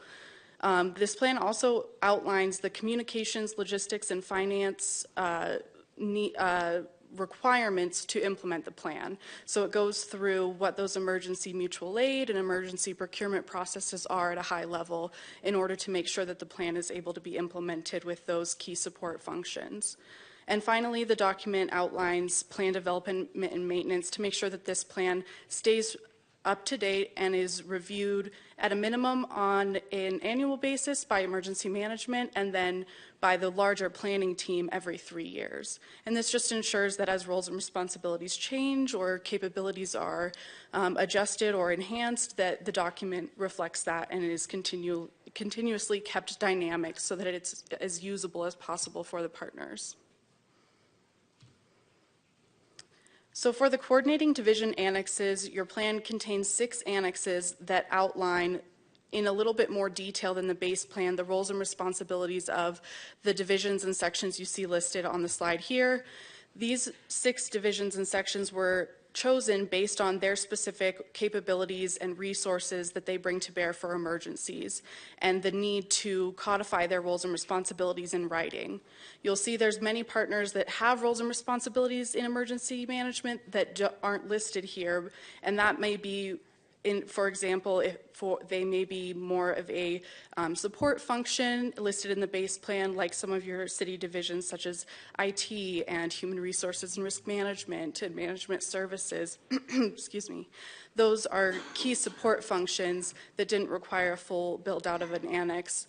And then also with your police department and fire department, their roles and responsibilities were already very clearly outlined by their statutory authority and their own plans and policies and procedures. And so rather than duplicating that information in your EOP, we reference their statutory authorities and their roles and responsibilities at a high level in the base plan. So that's why these particular 6 divisions and sections were chosen, and we had fantastic participation from each of these groups in workshops where we brought these folks together to outline from initial notification of an emergency all the way through initial recovery actions, what their functions are in a way that is useful for them.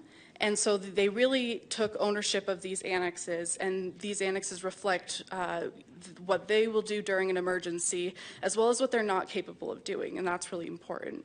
And as part of this, and we'll talk a little bit more about that in next steps, they will be signing off on the roles and responsibilities in this document following your approval in a promulgation page for each of those division and section directors.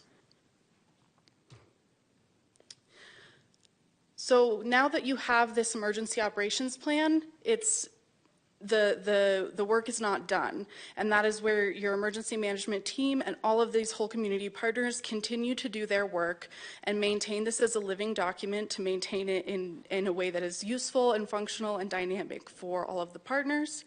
And following with the preparedness cycle, this is a national standard for maintaining preparedness in emergency management, and with the plan now, there'll be efforts to train and exercise and implement that plan during emergencies and real-world events, and then evaluate that plan and continue to keep it dynamic and up to date. And so that is where your whole community partnerships will continue to carry this plan through. So with that, our final steps in this project are to, of course, present this to you for approval by resolution, and then following that, we will present each of the division and section directors that have annexes with a promulgation page signing off on their responsibilities in their annexes. And then finally, the EOP will be published on the emergency management website. Before I pass back to Stacy, I'll stop and ask if there are any questions from Mayor and Council. Thank you. Questions? No questions thus far. All right, Stacy. Thank you, Ashley. I do want to thank Ashley and her team with EM Partners. Put a lot of energy and time into this. Have flown in and met with staff and had a lot of teams meetings, weekly meetings with us. So there's been a lot of big effort put to this plan. This is a big deal for the city's never having an EOP. I mean, this is our first EOP with the city of Flagstaff. So it's pretty exciting to have this put together. So thank you, Ashley, and thanks to, again, all the staff. I failed to mention the county emergency management is here. Wes is, we kind of built off of their plan, and they've been involved in helping guide this too with the city. So we appreciate the county partnership also with it. So with that, we're here to adopt the resolution for the 2023 Flagstaff Emergency Operations Plan. Thank you. Thank you. All right, so council, I will entertain a motion to read the resolution by title only. Mayor, I'll move to read resolution number 2023-61 by title only. Thank you. Can I get a second? I'll second. Any discussion? All those in favor? Aye. Any opposed? City Clerk? A resolution of the Flagstaff City Council approving the adoption of the 2023 City of Flagstaff Emergency Operations Plan. And I will entertain a motion to adopt the resolution. Mayor, I move to adopt resolution number 2023-61. -6. 61. Oh, yes. Sorry, I was on the next item already. And do I have a second? I'll second. Any discussion? All those in favor? Aye. Aye. Any opposed? All right. Thank you so much. Thank you. Thank you, Stacy and team. That's great. All right. So now we're moving down to consideration and adoption of resolution number 2023-60, authorizing condemnation of real property for the Highway 180 culvert project. Hello, Bryce. Every time we see you, you have a different look. There's a good reason for it, yeah. I'm actually 3 people. I collect 3 different paychecks, yeah.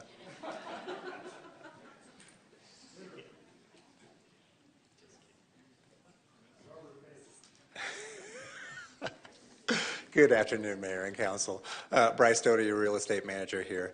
Today, I'm bringing before you a resolution approving filing condemnation proceedings on a property owned by a museum of Northern Arizona in order to construct the Highway 180 project. So let me orient you to where we're at. I think we're all familiar with where the Highway 180 culvert is by now. The land in question that we're talking about right here is the land that is just north of the American Conservation Experience building. And so these is our latest plan set. These are 60% designs. And what we're talking about is the sediment basin here just north of the building. So that's the land that we're talking about. The city procured an appraisal and extended an offer for the rights needed for the project. And the project, or the property, is actually owned by the museum, and it currently has extensive restrictions that were established in 1996 on what can and cannot occur on the property. And one of those restrictions includes the alteration of drainage, which, if you need a drainage easement, is pretty tough to do. So there's a couple options that you can do. You can either amend the restrictions, or we could acquire the property rights that we need through the courts. So in cooperation with the museum, rather than amending the declarations, we decided to obtain clear title through the use of the condemnation actions. And we're really pursuing that path because their objective, the museum's objective, is to help the city with the drainage issues along Schultz Creek. But they also want to be good stewards to the land that they received, and that they honor the promises that they've already made to protect the land. And so we feel like going through condemnation is a good balance of maintaining both of those objectives. And that really concludes this presentation. Happy to answer any questions if you have. The project itself is scheduled for delivery or construction in spring of next year. Thank you. Questions or comments? All right. Let's see. I will entertain a motion to read the resolution. Mayor? Yes? I'd like to move to read resolution number 2023-60 by title only. Thank you. Do I have a second? Second. Any discussion? All those in favor? Aye. Aye. Any opposed? All right. City Clerk? A resolution of the Flagstaff City Council authorizing condemnation of real property for the Highway 180 culvert project, providing for delegation of authority and establishing an effective date. And I will entertain a motion to adopt. Mayor, I move to adopt resolution number 2023-60. Thank you. And a second? Second. Any discussion? All those in favor? Aye. Aye. Aye. Any opposed? All right. Thank you very much. Moving down to item number E, an ordinance amending the Flagstaff City Code, Chapter 1-14, Personnel System, by amending the Employee Handbook of Regulations.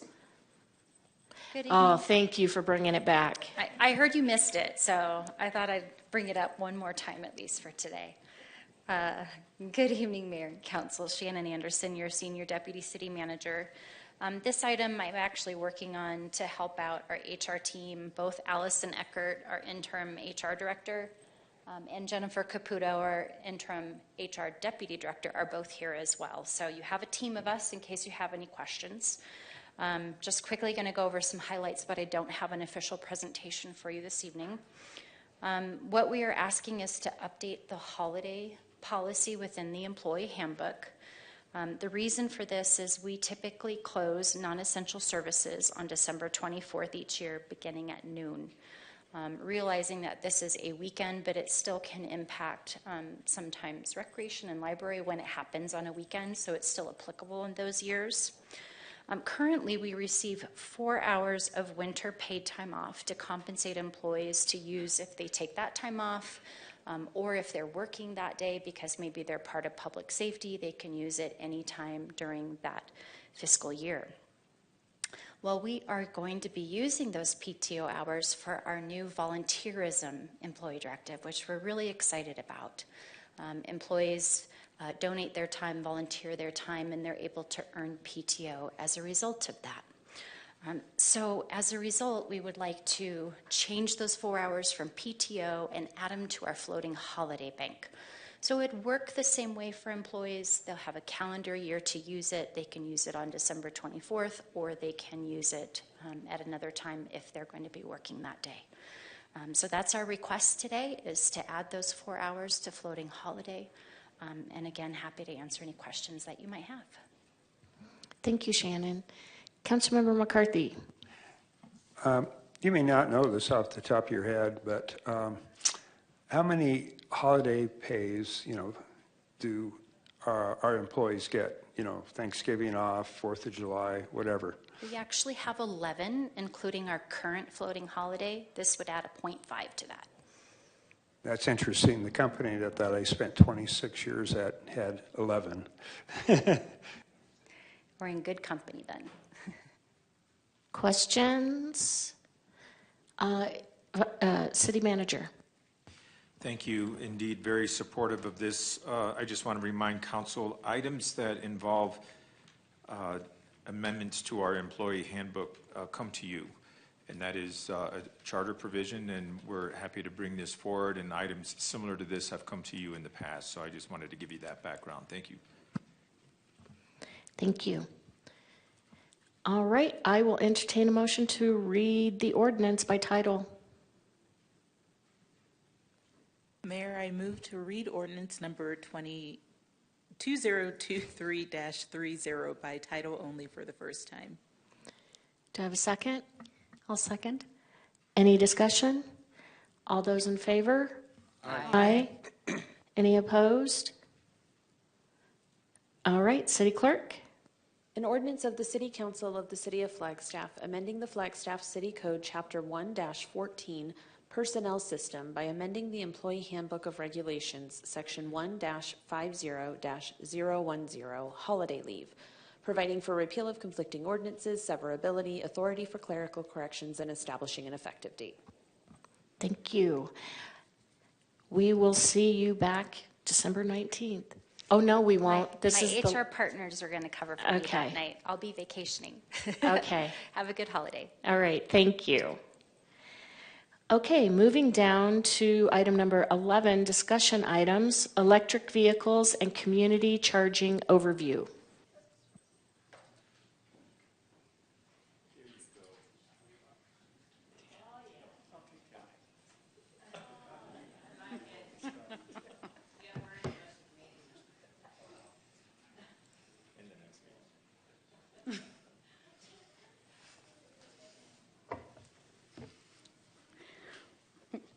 Hi, folks.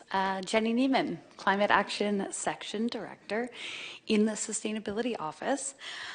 I am really thrilled tonight that we're talking electric vehicles. Our electric vehicle discussion tonight is going to be a little bit different than it has. Often we're here talking about fleet, talking about purchasing, and tonight we're going to focus on community electric vehicles. And that's not something we spend enough time on, I actually think, and so I'm really excited for this. We're going to talk through sort of an introduction to the basics of electric vehicles just to get us all on the same page. And again, not necessarily about fleet, but about how electric vehicles are working in the community and how people are charging in the community and what charging might look like. And then really this is in preparation for a conversation in 2 weeks where we will talk in a more narrow discussion about the city-owned electric vehicle charging stations. And there we'll talk about potential fee scenarios if that is the direction council wants to go in. But we wanted to kind of preview the conversation tonight with just some EV basics, EV charging 101, et cetera. I'm really thrilled that tonight you're going to hear from my colleague, Danae Pressler. Danae joined the Sustainability Office just 6 months ago and has brought a ton of experience to that role. She's brought a lot of electric vehicle experience and work and has really elevated our conversations, and I'm really thrilled for it. She led Avondale's work to become the first city that really formalized and standardized the installation of EV chargers in their development process.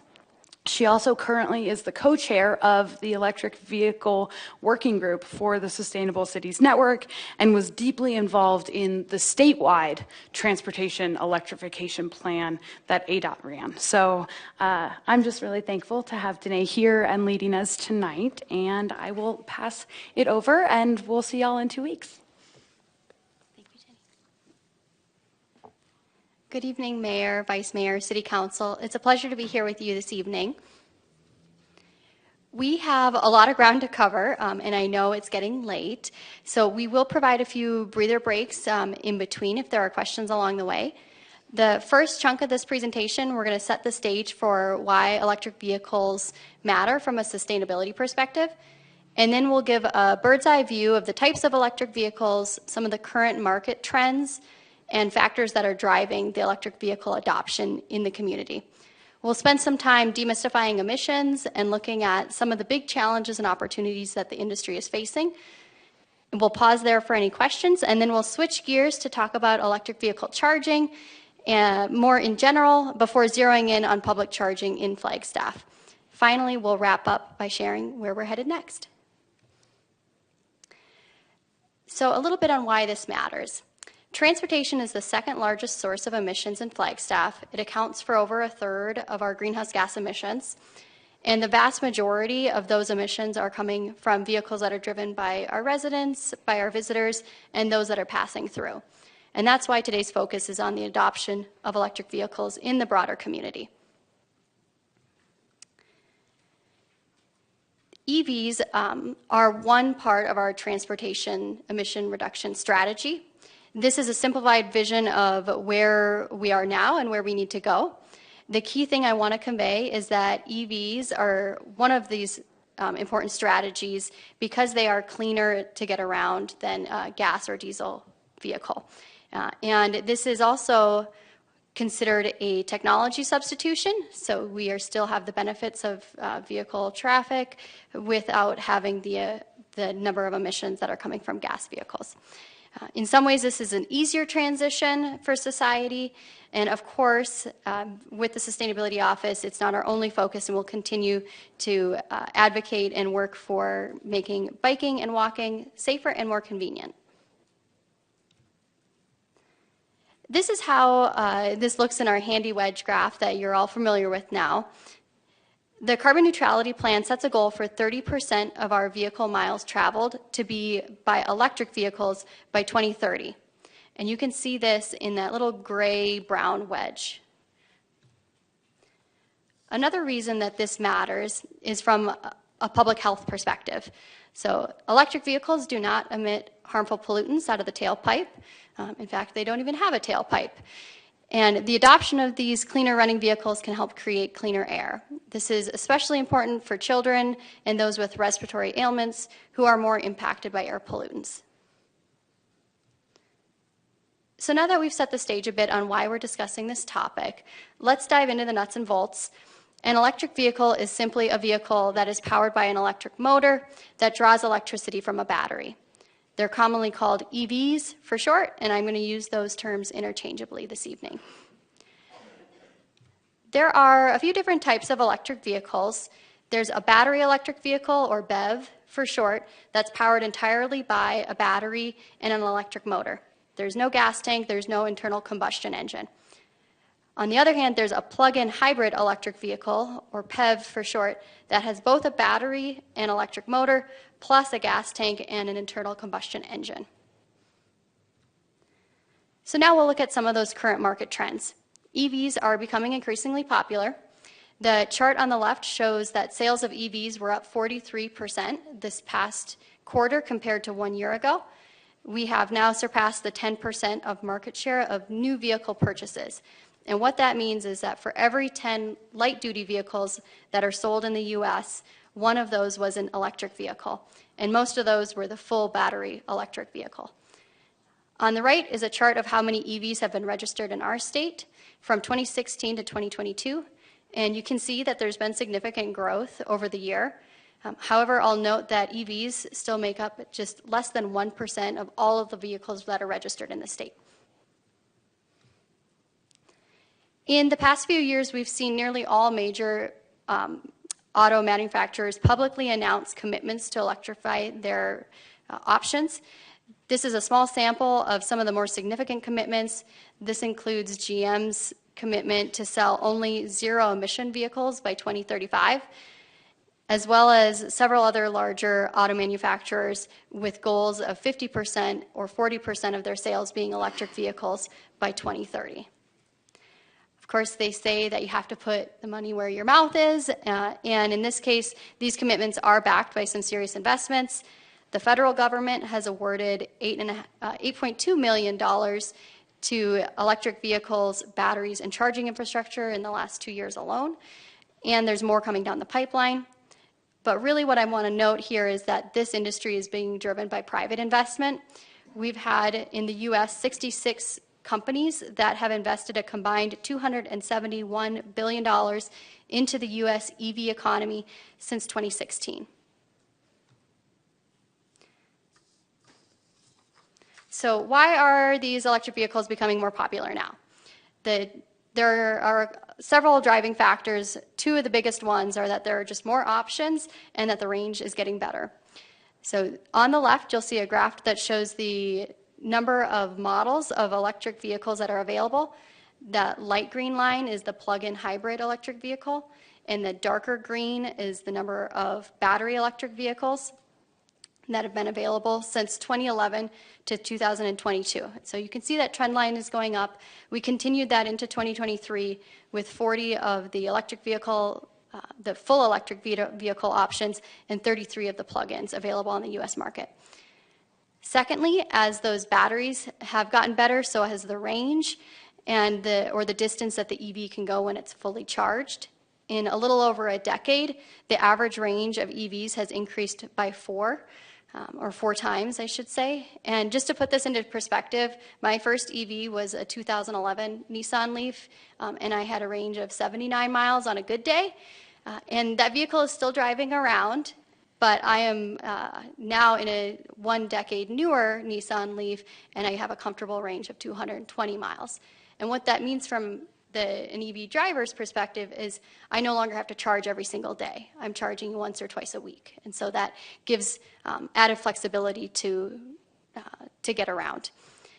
And then here at the bottom line, that green line there is not to scale, but it just shows some of the ranges for the most popular EVs that are on our roads today. And the one exception is the Lucid Air. I had to put that on there because it passed the 500-mile mark, which is just cool. But it is not a common sight because it is also expensive. And we'll touch on that in a second here.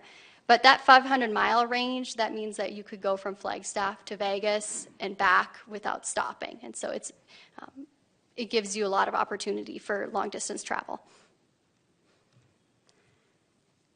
Okay, so another big consideration, of course, when we're thinking about buying a vehicle is the cost. And in 2023, the average price for a light-duty electric vehicle was just over $50,000, and this was $2,700 more than the average price of a gasoline vehicle. So they are getting closer to what we would call price parity with their gas counterparts.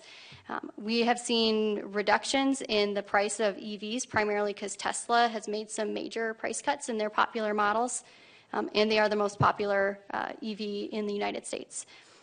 The right hand here shows what the starting price are for some of those popular vehicles that we were talking about. And then I had to put in the Lucid Air in case you got your hopes up. That one is still starting price of $82,000 and just goes up from there. But back on the realistic side, there are more used options becoming available, and this is a lot more feasible for folks. And then the other benefit that we have here is the tax credit. You've probably heard about this. There's a federal tax credit of up to $7,500 for the purchase of an electric vehicle. What you may not know is that starting in January of 2024, it's going to be dealerships will be able to claim that credit directly and take that off of the sticker price. And so instead of people having to wait until the end of the tax year to see that money come back, if they can get it to come back, depending on their tax situation, they will now be able to purchase a vehicle for cheaper upfront. And then there's also some other pieces of the affordability puzzle, and this is the long-term fuel and maintenance. And so according to Consumer Reports, owners of battery electric vehicles save an average of $6,000 to $10,000 over the life of that vehicle. And that is because they're spending 60% less to fuel it, and the vehicle itself is more efficient. An electric vehicle can go a mile with just a fraction of the energy that a gas vehicle requires.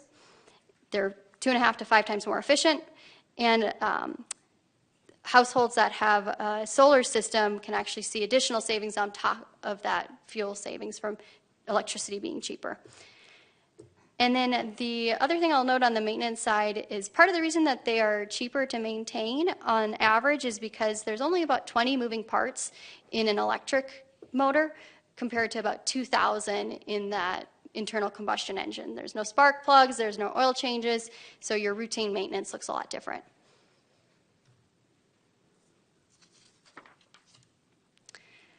And then as the vehicle side advances, so too has the charging infrastructure.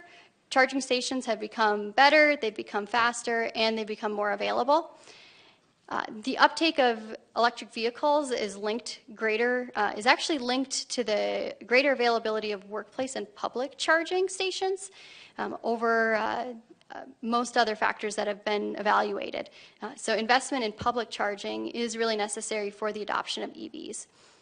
The Arizona Department of Transportation is receiving $76.5 million through federal funding to build out a fast charging network across our state. This is the request for proposals is being developed as we speak, and this would put fast chargers every 50 miles on our major highways and interstates. And then last but not least, the couple other reasons people are motivated to drive electric vehicles is because they are frankly fun to drive. They have like instant torque and a low center of gravity. So if you haven't been in one, we'll make sure you get a chance to test them out. And then they are better for the environment, both from an emissions standpoint as well as from the air quality standpoint.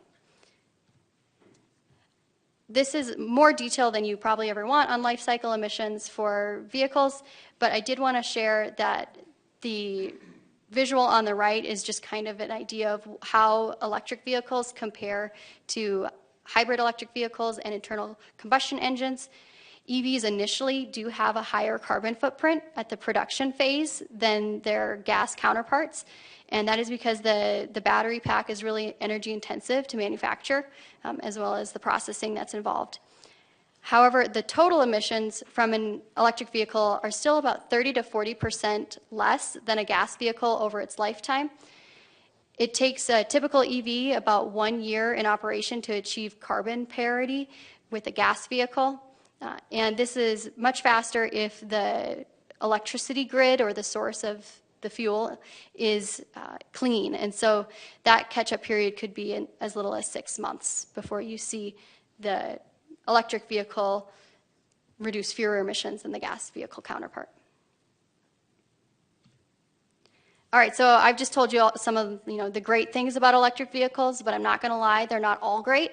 There are some challenges that the industry is facing. I'm just going to touch on 3 of the biggies out there, but there are others. First is range anxiety. And so that fear of running out of juice or getting stranded in your vehicle is very real. Even though that average range is getting better, people need to know that they can reliably and conveniently and affordably charge. And right now, there is not the infrastructure that they need to feel comfortable. Second, the sourcing of materials, particularly for the lithium-ion batteries and the precious metals that are involved in creating those batteries, has been really fraught with challenges. You have probably heard about the human rights abuses that have been in some parts of the world for cobalt mining. These precious metals are also in our phones and our laptops and other electronics, and so this is a supply chain problem that is something that needs to be overcome. And lastly, one of the big challenges is that even though there are more models coming to market each year, there are still a lot of gaps. There's not an electric vehicle for every use case.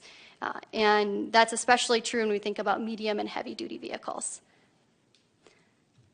Okay, but with those challenges, we also see opportunities. And the big opportunity for reducing range anxiety is simply more charging stations.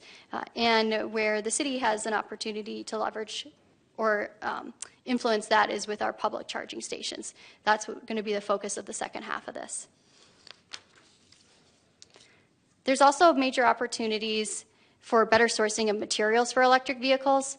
Most major auto manufacturers have shifted to getting cobalt from places where there are labor and environmental protections, such as Australia. But what I think is really the game changer here is the circular economy and the opportunity that exists there. We have a local example of this local to the state anyways. In Gilbert, Arizona, there's a company called Li-Cycle that will take used electric vehicle batteries and strip those back to their original components to be reused again. And so this is sometimes called urban mining, which I really like because you're getting multiple use out of the same material that was only extracted once. And then lastly, on the model availability side, the opportunity here is endless. So there's a lot of research and development for different models for different use cases. Okay, that was a lot all at once. We're going to pause and see if there's any questions that come up at this point before we switch gears into the EV charging side. Any questions thus far, Council? Councilmember House. Thank you for this information so far. I know it's a lot to have to just stand there and speak for quite a while, too. I'm wondering if you can go back a couple slides to the one that showed the growth in EV. Tell me if I get there. Is this the one you're thinking of? I think 2 forward. Yeah. So I'm wondering if you have information on that big spike that we saw between 2021 and 2022 in EV, and if there's a correlation between the slight decrease in the plug-ins, if that's just because there were more EV or full EV available, or if there was a reason presented at all for the slight drop in plug-in. Mm-hmm.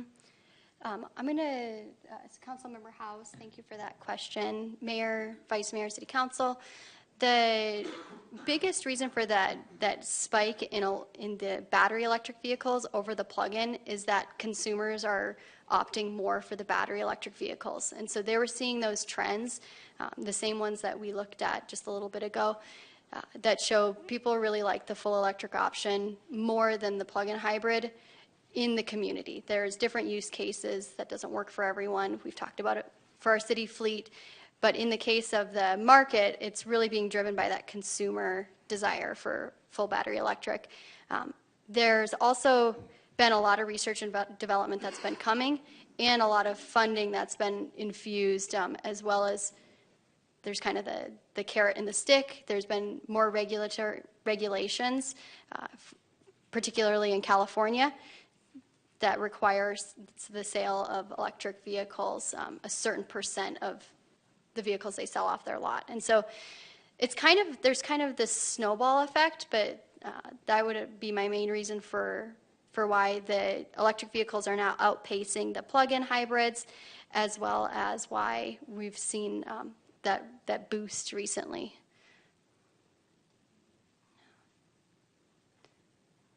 Councilmember Matthews. Thank you, Mayor. Just a couple of questions. And I was a little confused in what you were talking about plug-in hybrids, because when you were showing the difference, and this is just a general question, you talked about full electric or hybrids plug-in, but you didn't include the non-plug-in hybrids. Isn't there a Toyota RAV4? That's on my wish list for Christmas. I probably won't get it, but you know, that seems to be a real popular model too, so I just wanted to point that out. So you said that the EVs currently make up less than 1% of the vehicles in Arizona. And you also, part of our carbon neutrality plan is for 30% of our vehicles miles traveled by 2030 to be from EVs. So that's a pretty aggressive number. I don't know how many vehicles travel, and you know, we have 5 million tourists a year. So I was just curious if you had any more data on that, like what's the vision for us to obtain that? And then I also read, you know, I think everybody read a recent article where the automakers are asking the president to kind of come up with a more, I forgot the terminology, but a plan, because the production and the percentage of cars sold for them to reach their commitment, they're a little concerned about. So can you make some comments on that? And then lastly, I'm on the Mountain Line Board, and we learned this summer when we were at a conference that from California agency and Florida agency that our electric buses don't function in flooded waters, and we have monsoons up here. But I have not heard about electric vehicles, and I know that Mercedes, a long time ago, computer controlled motors, they would totally fry their motors if they went through a flooded underpass. So do you happen to have any knowledge on how that affects electric vehicles if they were to drive through a flooded area, since we have that up here? It's a lot of questions, I'm sorry, but I just wanted to summarize. Yeah, Mayor, Vice Mayor, Councilmember Matthews, all great questions. If I miss any of them, just have me go backwards. The hybrids, so the kind that you don't plug in separately, that is, some would consider that also an electric vehicle because it has a more sizable battery that it's also running off of.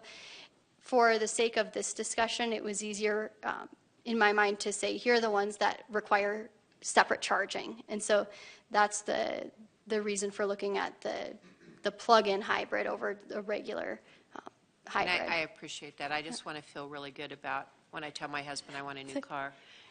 It is on the public record, that RAV4 hybrid. Yeah.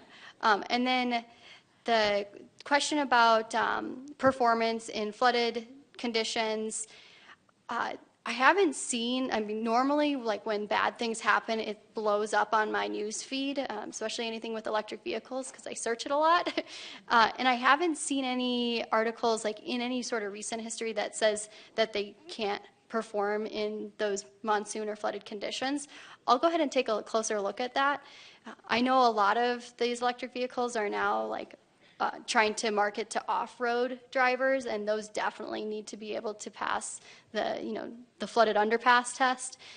But yeah, I'm not aware of any issues with the battery electric vehicles. It was our counterparts in Florida, a transportation agency said that they found out the hard way driving through, after a hurricane or whatever, that it would fry the battery. So I didn't know if that pertained to vehicles as well. Yeah, not that I've seen, but I'd be happy to do more research on that. And then you had another question in there. About the 30% of our vehicles mile traveled coming from electric vehicles, when currently we're in 2000, almost 24, and the whole state only has 1% of their vehicles. I see a lot more on the road, but if we're only at 1% statewide, I was just interested in like, how that is obtainable? Yeah, really good question. That's the kind of stuff that keeps me up at night. The one thing you mentioned, the data, and that would be really wonderful if we had Flagstaff specific data. Right now, for privacy reasons, the state doesn't release information very specifically. Many cities are still working to get better data, at least at the municipal level, of what those registrations are looking like. I know in Phoenix, their market share of EVs is closer to 7%. And so in some of those more urban environments, there's more electric vehicles. But I see Jenny here. Are you stepping in? Only to add on to Danae's great answers. So it's a great question. We've got a lot to work to do. I did want to clarify one thing in terms of the way that the carbon neutrality plan goal is written, because again, it's a really big deal. One of the kind of secrets when thinking about electric vehicle sort of optimization is to think about our miles driven. Right, and so that's actually the goal. It's a third of our miles driven, not of vehicles, and that allows us to really focus on the vehicles that are driving the most, right? And so that's why we think about it a lot with city vehicles, because we have inspectors who are driving all day, right, as opposed to my vehicle that sits in my garage or drives a couple miles a day, right? And so it isn't necessarily, right, 30% of our vehicles. It is just of our miles. Still a difficult goal. We're still going to have to work really hard to get there, but I just wanted to add that little bit of clarification. Thanks, Jenny. Thank you. Last question. On your slide on the cost savings for maintenance and gas, and I know there's been a lot of misinformation and other information, but does that include battery replacement? Because I know those are still very expensive. And when you have an incident like I just mentioned about maybe water or something else, I've heard other stories out there where batteries go down and then that's a huge expense. So was that just included or averaged out, or? The Consumer Reports is where this information is coming from, and they did take that into account, but they were only looking at the first 10 years. They figured that the average time that a person owns a vehicle is for that 10 years.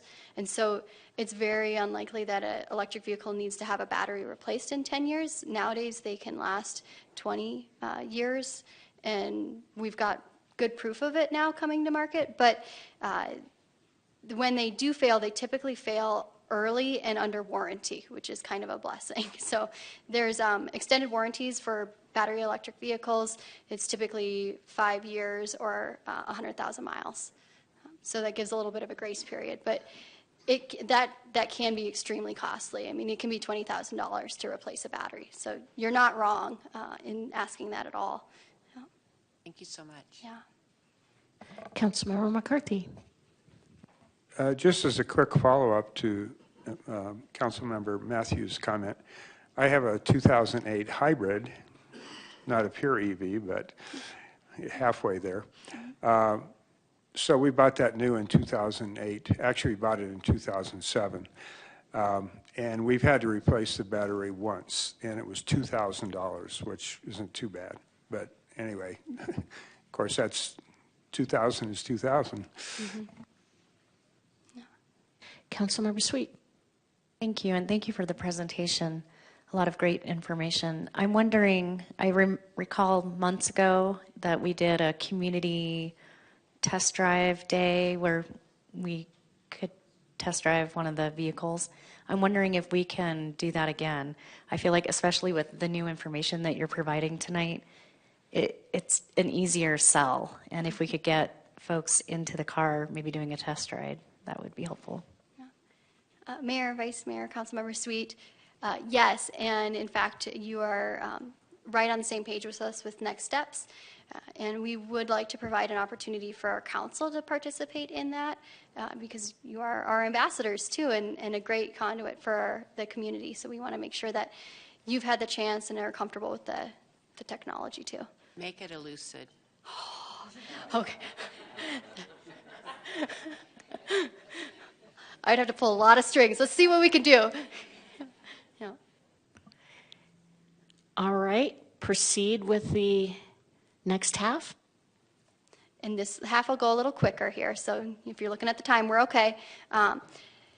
Just to touch on charging in general. So there's 3 types of charging stations. These are often referred to by different levels. And so from on your screen, left to right, you've got the fastest to the slowest. And so level 3 is your also called DC fast charging, direct current fast charging. That is getting a lot of juice to your battery in a short amount of time. This would be found at like commercial sites, more like a gas station experience. You'd see them at malls and Walmarts and shopping centers. The next level down is a level 2. This can typically just runs off of a 240 volt outlet. That is what your dryer looks like. Your dryer outlet in your garage is a 240 volt outlet. So you can either have a plug-in option or you can have a standalone charging station like we have at our city facilities. And then the level 1 charging is just with a regular toaster outlet. This is a 110 volt outlet, and yes, you can charge a car on that. And I did that for several years. But now with today's batteries being much larger, it takes a lot longer to charge with just that level 1. So a look at those charging speeds. Again, left to right, fastest to slowest. With fast charging, you're looking at anywhere from 15 to 45 minutes to go from empty to full. Typically, people don't like to have their tank go all the way to empty, and it's best if they don't let that happen. And so you will see people normally only sitting there, for that 10 to 15 minute increment, unless they really need to fuel up. The second level, that level 2 charging, this can take anywhere from 5 to 6 hours to fully charge a vehicle. And as I mentioned, that level 1 charging off of your regular outlet, that could take 20 hours now or more for an electric vehicle to charge fully. This is a map of our known charging stations in Flagstaff. These are not city-owned exclusively. These are just ones that are available in the community. There's 75 of them. The green points are level 2 that we talked about. The orange are those DC fast chargers, and the brownish colored ones are restricted use. So those are available only for residents, for instance, not available to everybody in the public. Right. So I just wanted to give a little bit of like a day in the life for charging in case that's of interest. I think I mentioned that on average people drive less than 40 miles a day. And what that means with the newer EVs, you're not having to charge every day. You might charge once or twice a week is pretty normal. And then charging, I have in here, charging an EV is kind of like charging your phone. Everybody does it a little bit differently. And so with electric vehicle owners, many of them like to charge at home overnight. That's the most convenient. And then now we're starting to see as more fast chargers become available, people are taking advantage of that more, and so charging on the go while they're out shopping. And some rely on public or workplace charging because they don't have the option to charge at home. So particularly if you're living in an apartment or you're renting a space where you don't have the ability to install a charging station. I wanted to note here, if you are looking to couple that cleaner transportation with cleaner energy, the most sustainable time to charge an electric vehicle is between 10 a.m. to 2 p.m. when there's a lot of solar on our grid from the sun. And then the cheapest time is to charge at home off-peak hours or super off-peak hours right now. Okay, so this is what it looks like in your car or on your phone if you're navigating for a public charging station. The electric vehicles have a built-in display that helps navigate, and you can have it look for charging stations that are near you or that are on your route. And so it can map you to those charging stations. It can tell you how much they are. It'll tell you if they're available at the time that you're looking. And then once you get to your destination, you will turn on that charger using, in this case, all of our charging stations in The city-owned charging stations are through the ChargePoint app, and so people will have registered that. It's the most popular charger that there is in the United States, and so most EV drivers are going to download that as their first app. And then once you have turned on your charging, you will get notifications through your phone once your vehicle is nearing completion, nearing its full charge, or if there's going to be any sort of price change. So that was looking at electric or charging in general. We are going to spend some time talking about charging specifically for city-owned, for the stations that we own. But in 2 weeks, we're going to be coming back to talk about potential charging fees for use of our stations. And in preparation for that, I want to provide some data tonight so you can kind of digest it before we have that discussion on the 19th. But here, any questions on like just charging in general? No questions? Okay. All right, so let's look at our city-owned public chargers. We have 18 stations that are available for the public to use across 4 different city sites. That includes City Hall, the Visitor Center, Aquaplex, and the airport. You'll note on the table that each of those has between 4 and 6 stations. And then so the map shows where those charging stations are located. The table also gives some information on how often those charging stations are being used. And this is some really great data that we have available in real time because of the type of charger that we're using, ChargePoint. We pay a fee for basically a better charger, and that also allows us to monitor the data in real time. The City Hall has the most popular charging stations. They get used about 3,000 times just in the last year. And the Visitor Center is a close second, nearly 2,500 times that those are used in the last year. Aquaplex, somewhere in the middle, and then the airport has the lowest number of uses. Makes sense because it's further out of town. We also are able to monitor our emissions, our greenhouse gas emission savings through the ChargePoint software. To date, lifetime of having these stations installed, we've avoided 124 metric tons of CO2 equivalent, and that is basically like taking 14,000 gallons of gasoline off the road. Just to put that in perspective. We also have the ability to see where people are coming from that are using our charging stations. It's based on the zip code that's associated with their account.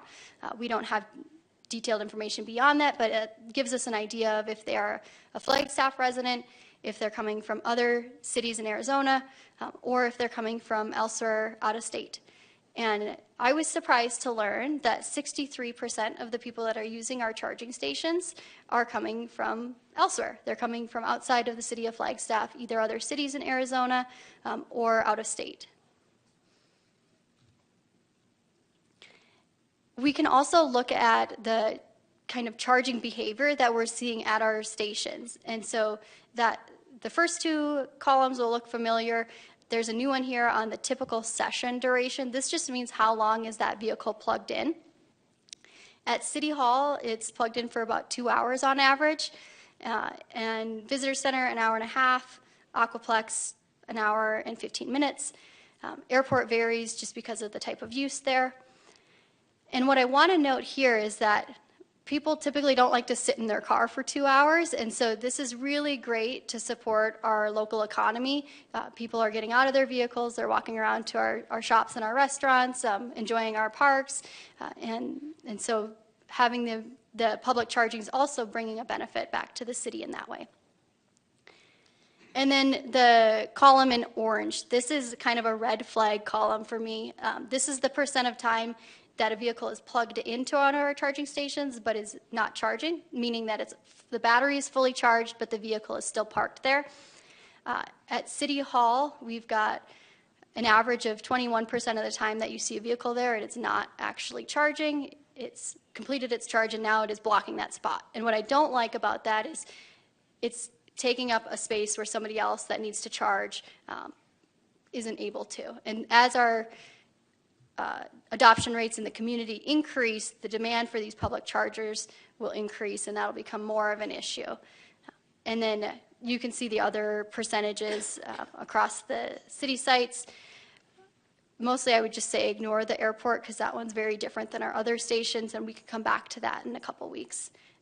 But just to note, on average, if you combined the 3 City Hall, Visitor Center, and Aquaplex, and the airport, those 22% of the time is our average that folks are plugged in and not charging. So the reason I bring that up as kind of a red flag is that might be a reason that we would want to consider charging a fee for public use of the stations to incentivize people to move their vehicles or to not take advantage of that space. And so that's the discussion that we'll be having in a couple weeks on December 19th. It's listed here. That's the discussion on the EV charging fees. And then we'll be back in February. I can confirm that's in February now.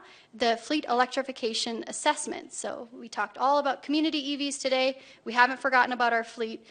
We are working with APS to look at what our opportunities are for electrifying our vehicles and for what the charging needs would be. And we're going to come back to council in February to discuss that. And then because Councilmember Sweet asked for it, we put in the ride and drive. No, and we'd like to host that early next year.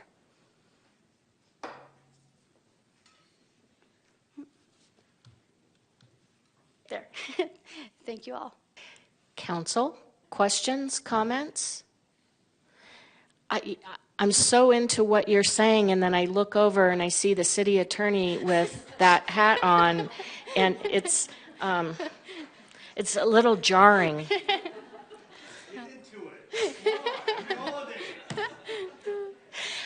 Councilmember Harris. I have a picture, so I'll be sharing that with everyone pretty soon. Ooh. It's going to live out there forever. Okay, so I think I'm gradually getting the reputation of not being in support of our carbon neutrality plan. And I want to make it clear that I am. But that's not going to stop me from asking the hard questions, okay? And so I'm always going to go back to the whole issue with equity. Mm-hmm. So as we talk about this plan, we talk about all of us getting to where we should be with our vehicles. We also know that everyone's not going to be there. Mm-hmm. And so when we don't talk about that in a way that includes all of us, whether we can afford to buy one or not, or whether we choose to buy one or not, that's another whole story, but afford is probably my main issue. So when we don't talk about the equity issue, when we're talking about all of this, it sets up a them against us mentality. So I can't afford to buy one, so now I'm feeling bad because there's nothing to help me do that. And I'm not saying that the city is supposed to buy people electric vehicles. That's not what I'm saying. But what I'm saying is that how we discuss these issues is important, and it's critical to getting everyone on board with what we're trying to do and how fast we're trying to get there. And so I don't know if you want to answer that or if you want, I'm not going to be here on the 19th, so it's not going to give me any opportunity to say any more than what I'm saying tonight. So just a question, comment, you know, how do we get there? Thank you.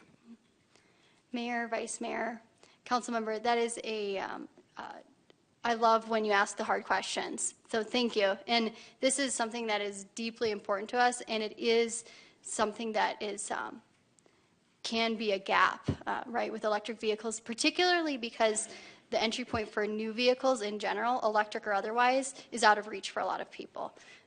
I think that what gives me hope is that with there being more electric vehicles being purchased, there's more used options. So like anecdotally, like my 2011 Nissan Leaf was under $5,000. And so that is more attainable, but you're not getting the benefits of a 200-mile plus range. You're getting a trade-off. It's a cheaper vehicle, but it doesn't have the same benefits either. And so I think that is a hurdle. The federal government, with those tax credits, it is capped at your household income level. So it's an attempt at making it, like putting those resources where they're more needed. But it is still something that will need to be overcome, and it'll take a lot to do that correctly. I would suggest that when we're talking about this and making these presentations in the community or wherever else we're doing it, that we talk about that issue of equity. We can't ignore it, and we can't just like kind of sweep it under the rug because it doesn't work. Okay, so just a comment. Thank you, Councilmember Harris. And I can add too, because Danae wasn't here when we kind of rethought our standards for new developments, but one other element of kind of our equity consideration, and now I just want to do like 3 hours on equity in electric vehicles because it's a really important topic, is when we think about multifamily housing in the future, right? That charging aspect. And tonight we weren't really talking about what does it look like when you charge at home, but I just want to flag it because it's really important and it's something we have tried to think about and actually built into our building code.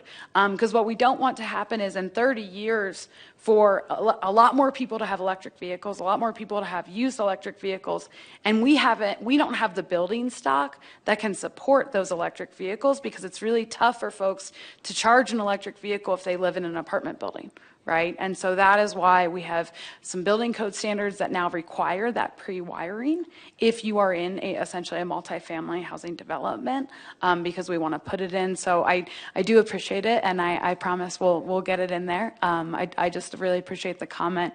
One other element is, just because we talk a lot about other options for mobility, and that is where we really see right now, right? That's why we want to electrify our buses, right? That's why we want to electrify bikes, get them out to more folks, things like that. So I do appreciate it because as Danae says, it is a gap, and we don't have some easy answers right now. Thank you. And just so we all remember that you all are going to be my age at some point in time. Right now you're not, but you're going to get there. What? So, and you may not be riding those bikes. Indeed. Thank you. Thanks, Tim. Thank you. Thank you. Questions, comments, council? I just want to say welcome. And to Nicole and Jenny, great hire. Yeah. I do have a question about the airport, seeing that 63%. And so theoretically, someone could park in the parking lot, plug in their car, and fly somewhere for 2 weeks, right? And be. So I'm interested in exploring that more when we talk about this more on the 19th. And Mayor, if I may, our friends at the airport are also interested in talking about that because that incident or a version of it has happened. They have since the airport have installed signage that it's 3 hours of charging, and that is those charging stations are not intended for overnight or multi-day flyaway trips. It's intended to help people that are either coming to the airport to pick somebody up and need to top off a charge, or we have partners that are working at the airport that could use the same service. But yeah, we'll come back to that, I promise. Great, thank you. All right, well, thank you, and we look forward to seeing you on the 19th, right? The 19th? Okay. All right, we are down to item number 12, future agenda item requests. This is a request by Councilmember House to place on a future agenda a discussion about the makeup of the Housing Commission to consider adding a member who is or has been directly impacted by homelessness. Councilmember House? Yeah, I don't have much to add on to the request at this point, except to say I had an opportunity to speak with Sarah Dar and with the housing team, And I did just want to note for the rest of council that my leaning on this, or my thoughts on this, are very open. I would want to hear from the housing team and the folks that facilitate the Housing Commission their full thoughts on the ideas on how we could incorporate that voice, even if that meant perhaps not adding a member to the commission, but ensuring that that was somehow part of the consideration, and asking the question of that impact. But it's definitely something that I'd like us to consider and see how we can bring that voice intentionally to that commission. And I saw that City Manager Clifton had a comment. City Manager. Thank you, Mayor. Thank you, Council Member. We have talked about this internally, and I'll share some comments that have been shared and ones that have included our housing team.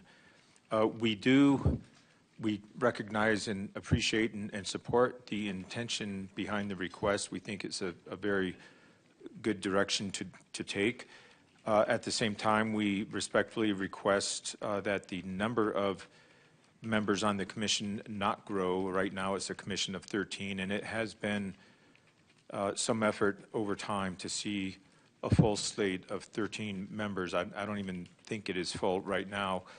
A better approach might be what you just alluded to, Council Member, and that is making this a preference or requirement of existing members. And I know right now the composition of that commission, we do meet that component or desired background within our current structure. And seeing that met over time, I think could also be attained with the current number of commissioners.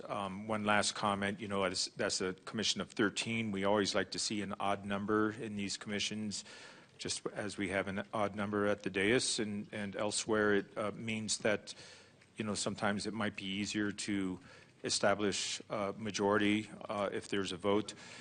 So those were going to be the two things that I brought up as well. I'm very open and, in fact, appreciative of you for bringing this up for consideration. I would just ask that we not add additional members and that we maintain an odd number.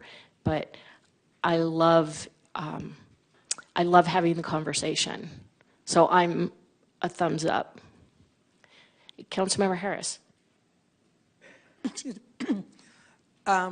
So what I would suggest that we might think about in this is that adding a person in a non-voting capacity period for just a short time, so that at least that voice is being heard.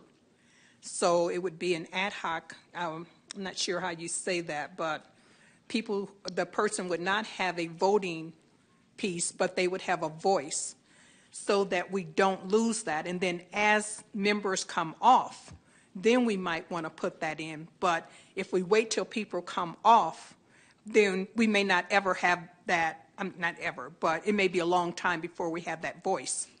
So that's just a suggestion of at least getting that voice heard. City Manager, and then Sarah.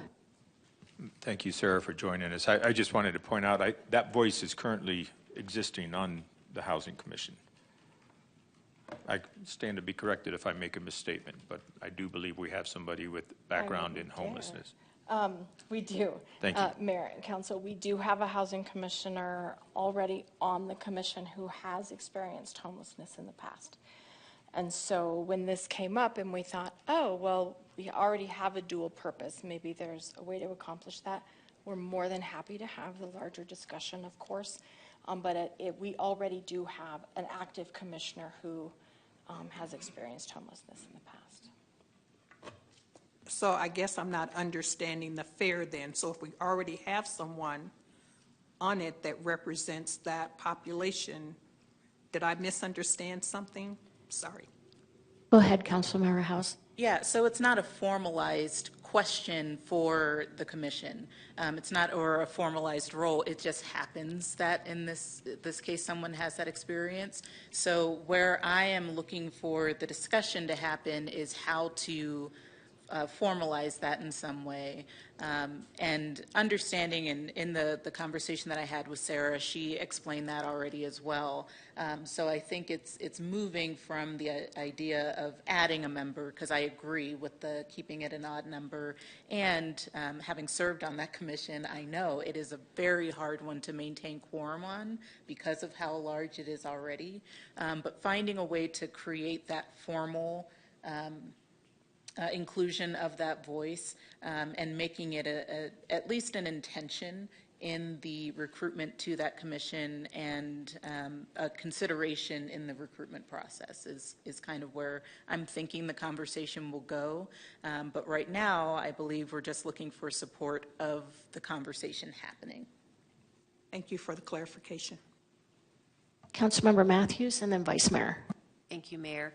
And I know this is just for the agreement to put it on the agenda to talk about it, so maybe this is premature, but in just thinking of putting it like, you know, a community member versus someone in real estate, I would be hesitant to put a label on there, a homeless person or somebody that experienced homeless.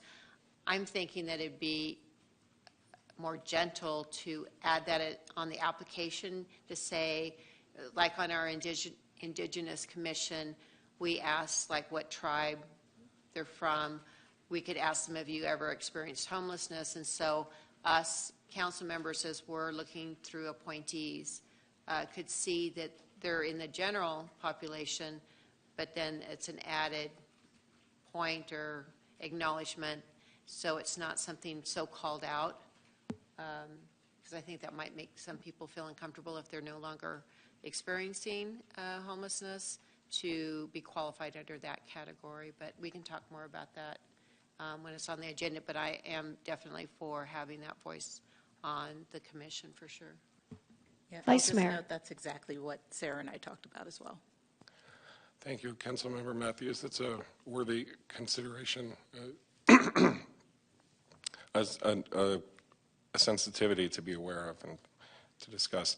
I'm fully in favor of moving this discussion forward. I think it represents a potential blind spot for everything we're doing, and I just think it's a really great idea, and thank you for noticing that and bringing it forward. Councilmember McCarthy. I support the fair, and I kind of wonder if we should also have a discussion about reviewing the makeup of the commission in general, because maybe it's got more than it needs. I don't know, maybe it doesn't, but anyway, I do support moving the fair forward. And then I have other thoughts, but I'll save them until it actually comes back to us.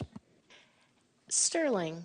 Yeah, so the scope of the fair, Mayor and Council and Councilmember McCarthy, the scope of the fair was just to add a category like this, and where you may add it to somebody who is or has experienced being unsheltered. It wouldn't be a broader discussion unless that's something the city manager wanted to do on his own. I kind of suspected you would say that even before you said it. I saw those little legs wiggling up there. And Councilmember Sweet. Thank you. Thanks for bringing this forward, and I'm very much in support. Thank you. Great. All right. We'll have the discussion. Moving down, item number 13, public participation. Oh. Thank you very much. Laura Kessler.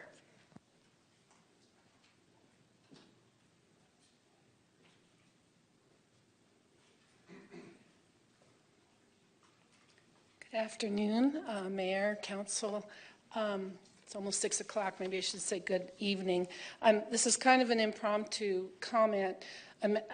Tom Pearson was actually supposed to comment, and he's in North Carolina, Raleigh right now, and he was not able to make the connection. So I'm hoping I can make his comment for him here. And I've got my own comments. I don't know if I have any time left over. I can shove a couple of my comments in there too. But this is in response to last week's comments that were made regarding to Flagstaff First, and Tom wanted to kind of clear up some issues there that may not have been on as correct as they could have been. I'm sorry, I'm not a speaker. I don't like doing this, but bear with me. So for context, Flagstaff First is really focused on right now on pre-incidents, not post-incidents like EOP, if I understood it correctly. And I was really happy to hear about the NIMS and the EOP. You know, we'd like to find out more about that, just make sure that it fills in the cracks and protects the citizens as much as possible. So let me get on with Tom's comment here. Mayor Daggett, council members, thank you for allowing me to speak today as Tom. I would like to reply to some of the comments about Flagstaff First petition last week. First, however, let me say that the online presenter, Professor Alexander Sagan, quite accurately defined the two major components of climate action. As he said, carbon mitigation is the reduction of carbon emissions in the atmosphere, and climate adaptation includes dealing with the consequences of climate change. The professor quite rightly confirmed that we need both. But Professor Sagan was incorrect when he went on to say that the Flagstaff First proposal would shift funds from mitigation to adaptation. Climate action is not a zero-sum game. Adding wildfire, flooding, and drought to the carbon neutrality plan does not mean reducing or removing anything. The goal of the Flagstaff First petition is to restore the balance of mitigation plus adaptation. That's the approach contained in the original Climate Action and Adaptation Plan. Adding will open the door, hopefully, to new funding. There was another criticism of our petition that adding wildfire, flooding, and drought to the CNP is unnecessary because they are a federal responsibility. We believe continuing the status quo of fire and flood protection would be a grave error. In the last 5 years, Flagstaff has endured the ravages of 4 major wildfires and repeated flooding events. Wow, that went fast. Maybe I can... Would you ask Mr. Pearson to email us his statement so that we have the entire statement? Yeah, sure. And I guess it's too late for me to go apply for my own comments. Is that yes. Right? Okay. Okay. Thanks. And hope to talk to you again soon. All right. Thank you. Laura, Thank you, we're Laura. here every Tuesday. I've been gone for 2 weeks. It's good to be back. Okay, now we're moving down to informational items, 2 from Mayor, Council, and staff, and future agenda item requests. I'm going to start with Councilmember Sweet. Thank you, Mayor. I wasn't even giving you the eyes. A few of us traveled to Window Rock yesterday, and we had some great conversations with the Navajo Nation Human Rights Commission, as well as the Navajo Vice President, Rochelle Montoya, and her team. And I really found this a powerful day of just great communication and collaboration, and I look forward to more of this discussion. I think it's imperative that we keep good relations and build on that, and I was very grateful to be there. Thank you. Councilmember Harris. Nothing at this time. Councilmember House. You're really mixing it up this evening, Mayor. Thank you. I was also able to go on that trip to Navajo, and it was truly a very inspiring, motivating, and enlightening visit. Learned a lot, and look forward to continuing to develop those relationships over time. Several of us were also able to participate in the tree lighting ceremony this past weekend. That was a lot of fun. I want to say public thanks to Supervisor Patrice Horseman for giving up her spot on the top so I could join the team up there. I did not know exactly how precarious it was to climb that fire engine or climb across that ladder, but it was a lot of fun, and thankfully people's attention was on Santa and not on me, as I was shaking like a leaf on both trips. And finally, we also last week had the second class's graduation from the firefighter training program. And again, just a very inspiring event. It was wonderful to see and celebrate those graduates, hear about the program, and particularly to have the opportunity to be reminded of the service and sacrifice not only of the firefighters themselves but also of their families. I think it's a really important and meaningful part of that ceremony to see them acknowledge their families as part of that. So 3 very meaningful engagement opportunities, and looking forward to more. Thank you. Councilmember Matthews. Nothing at this time. Thank you, Mayor. Councilmember McCarthy. Well, thank you, Mayor. I also got to have a meeting with the Santa Claus and take a ride on the fire engine and help him light up the Christmas tree. That was a lot of fun. Boy, were there a lot of people there. Vice a lot Mayor. of children. Madam Mayor, I'd like to take a few minutes if you'll indulge me. Sure. We're ahead of schedule today, so I don't think I'll eat into too much of that. I thank you all in advance for giving me the space. I've had several one-on-one conversations about this already, and I hope to have others on the calendar as individuals I've reached out to eventually get back to me. That's almost always the best way to address tension and provide good faith feedback. But I do feel that what I want to share belongs in the public discourse also.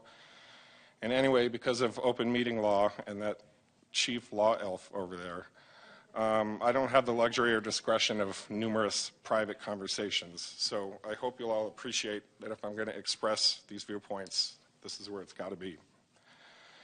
During the Econa report presentation, I was pretty quiet. There are several reasons. Honestly, I thought several aspects of that conversation were really good, and I was really feeling reflective and introspective, and I wanted to practice just listening.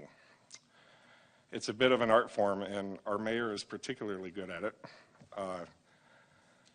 I like to think I can learn from her example. By the way, Mayor, you also didn't speak much that night.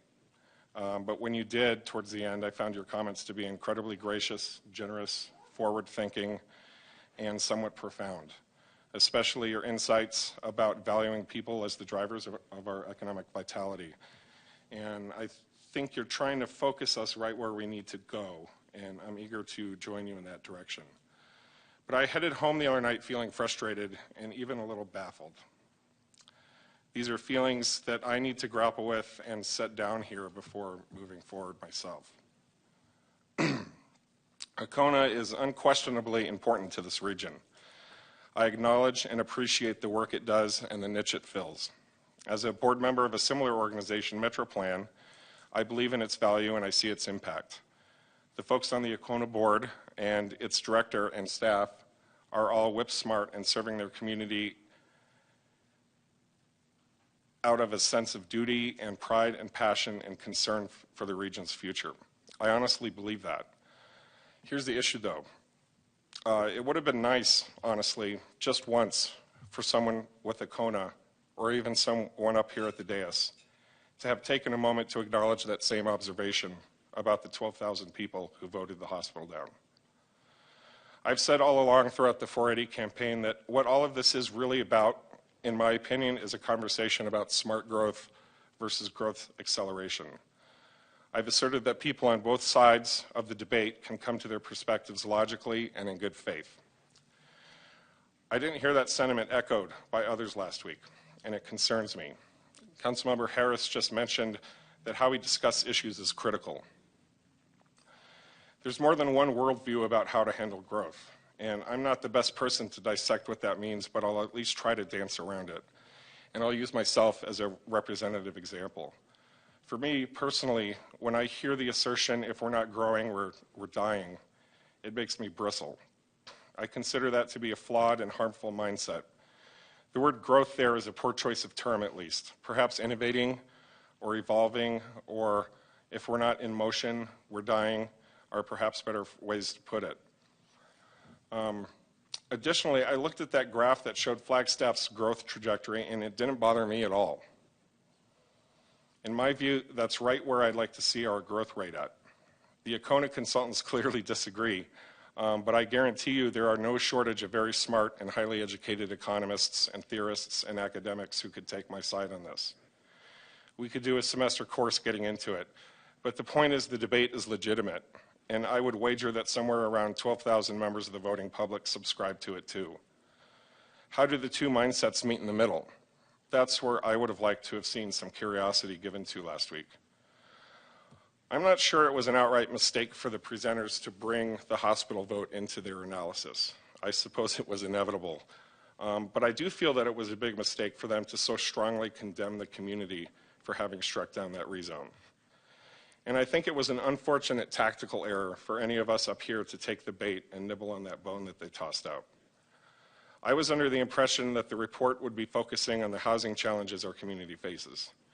It's unfortunate that great, healthy dialogue on the subject got overshadowed and subsumed. I know others voiced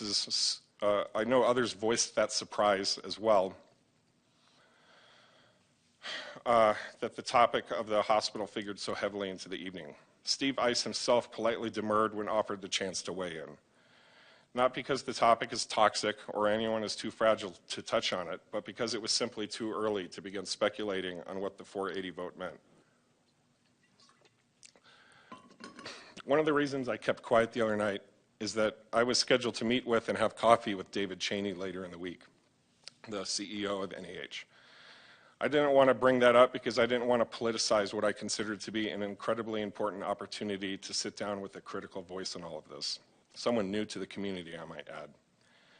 Well, Dave and I had a very productive meeting of the minds. I think it was an important step on the road to figuring out what's going to happen and how all sides of the issue carry on that conversation with mutual respect. Another reason I kept quiet, to be honest with you, is that the whole conversation about the hospital, in my opinion, quickly became something of a dog pile. To be totally candid, I was personally made to feel that I was indirectly being accused of cowardice for not being on the correct side of the issue. That's fine, I guess. I signed up for this. I've been a punching bag for 5 or 6 years now, and I can take the punches. But just my perception of that dynamic, in my opinion, suggests that there was far too much groupthink going on in the room at the time. For an analysis about regional growth that everyone agrees is very critical and important to have, how is that not a tool drawer full of hammers looking for nails? Acona had a professional duty to be sensitive to that as they prepared to present to council and to the public.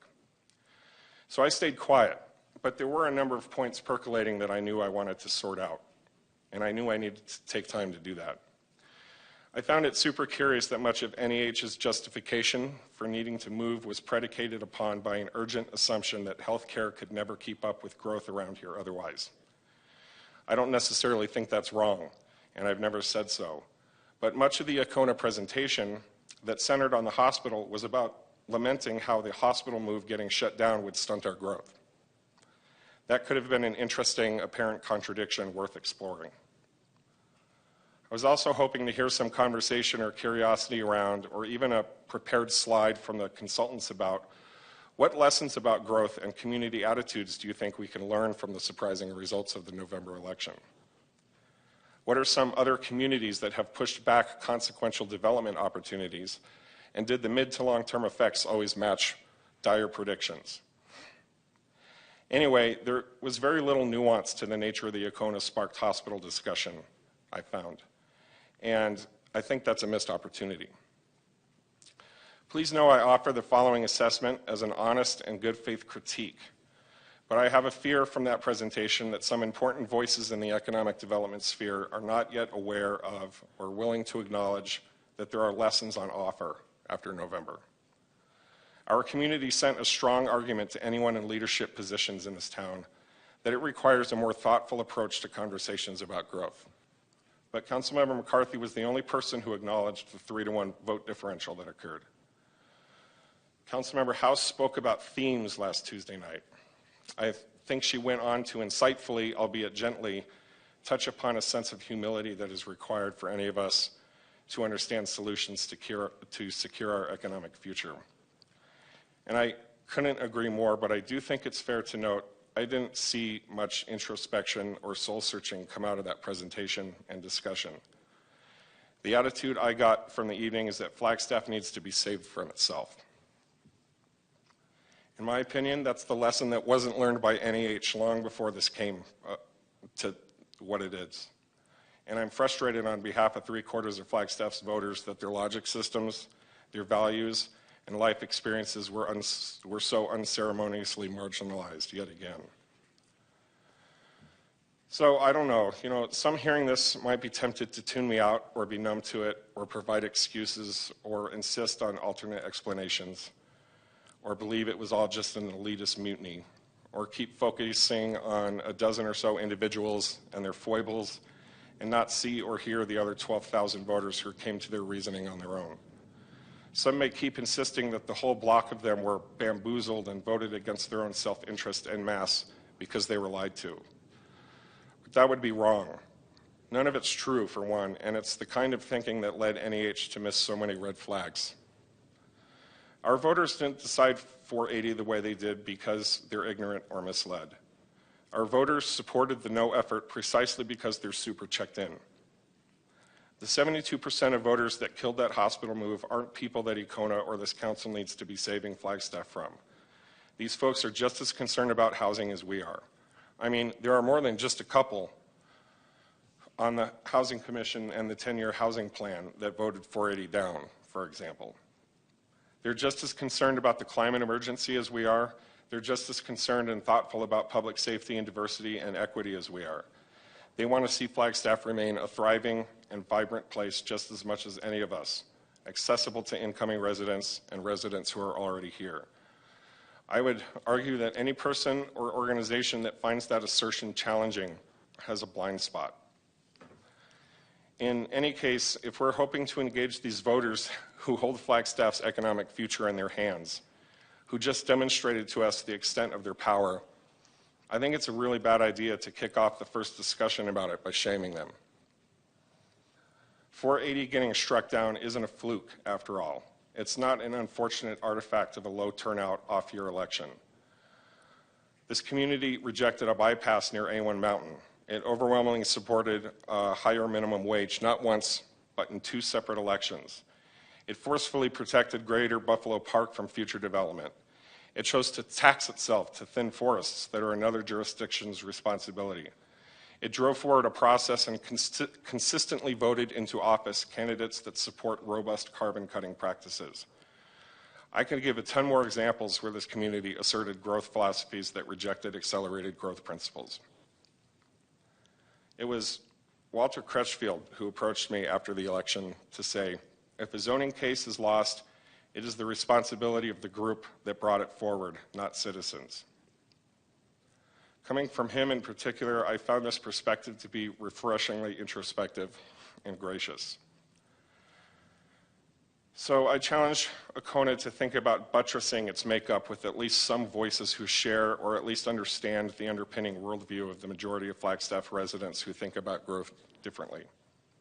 I'm not sure the organization can succeed without that step. Because until Econa and other growth proponents can code switch in how they engage the greater Flagstaff public on important economic development concepts and see our public and validate them and not just browbeat them, Econa is going to continue to butt heads with the community it serves and find themselves surprised and dismayed when voters buck its advice and warnings. I'm wrapping up, Madam Mayor. I'm grateful to all of you for allowing me the space to articulate what's been weighing on my mind. But very quickly, as a gesture towards pivoting more forward to a more forward focus that you yourself so graciously articulated, I want to conclude again by sharing that I met with David Cheney last week. That conversation was a very comfortable one and incredibly encouraging. He was reflective and he was eager for advice. We developed some next steps together. I also met with President Cruz. We discussed town and gown matters. We touched upon the 480 results and we talked about the incoming medical school. It was very straightforward. Cruz remains emphatic that the university is agnostic about the whole matter. He stated strongly that the hospital's fate doesn't affect the school's prospects at all, and that it was never dependent on any particular healthcare scenario. It's a rural healthcare program, and the partnerships were always intended to be fostered far and wide in a diversity of settings. I'll end with what I think is most important out of all this, which is that I am committed to finding a way forward towards helping NEH stay in Flagstaff. I have been called an enemy of this process, I've been told, but that's not true. If there's any way we can get to a yes on that front, I want to explore it. I'm committed to being part of the solution, and I hope we're all laser focused on achieving that goal and working together with a united voice to get there. I'm eager to press onward with those conversations and to join you all in embracing the critical nature and importance of figuring out what to do with our future health care and take up those conversations and action steps. Thank you.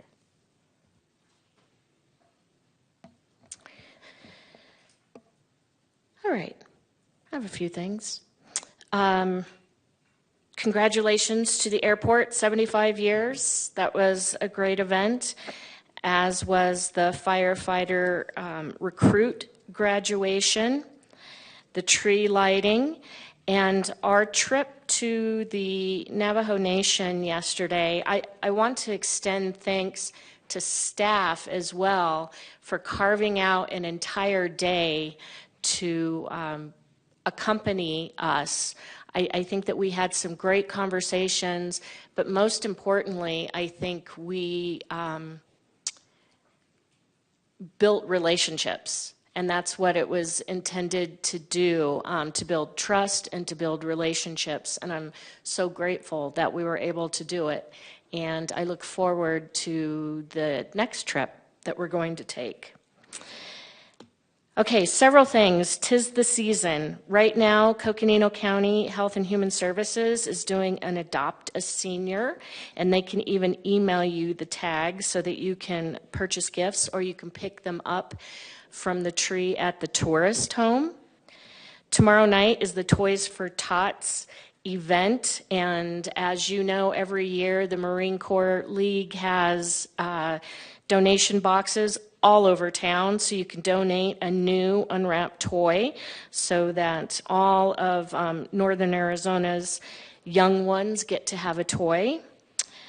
There is a Snowflake Festival next Saturday at the Visitor Center.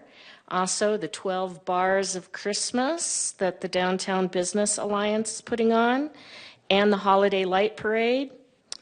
On Thursday, December 14th, from 5:30 to 7 at the Murdoch Center, there is a gun violence remembrance event.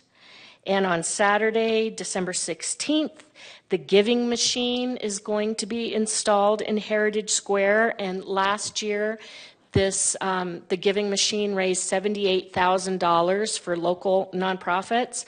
And the giving machines that were installed throughout Arizona raised $1 million. And some of the proceeds go to local organizations, Northland Family Help Center, Catholic Charities, and the Cancer Support Community of Northern Arizona, as well as some international organizations. So I just want to make sure that everyone knows all of these great opportunities to step up and help a community member who may need a hand. And I'm wondering if City Manager has anything. No, thank you, Mayor. Wonderful. All right. Thank you, everyone, for a great meeting, and we are adjourned.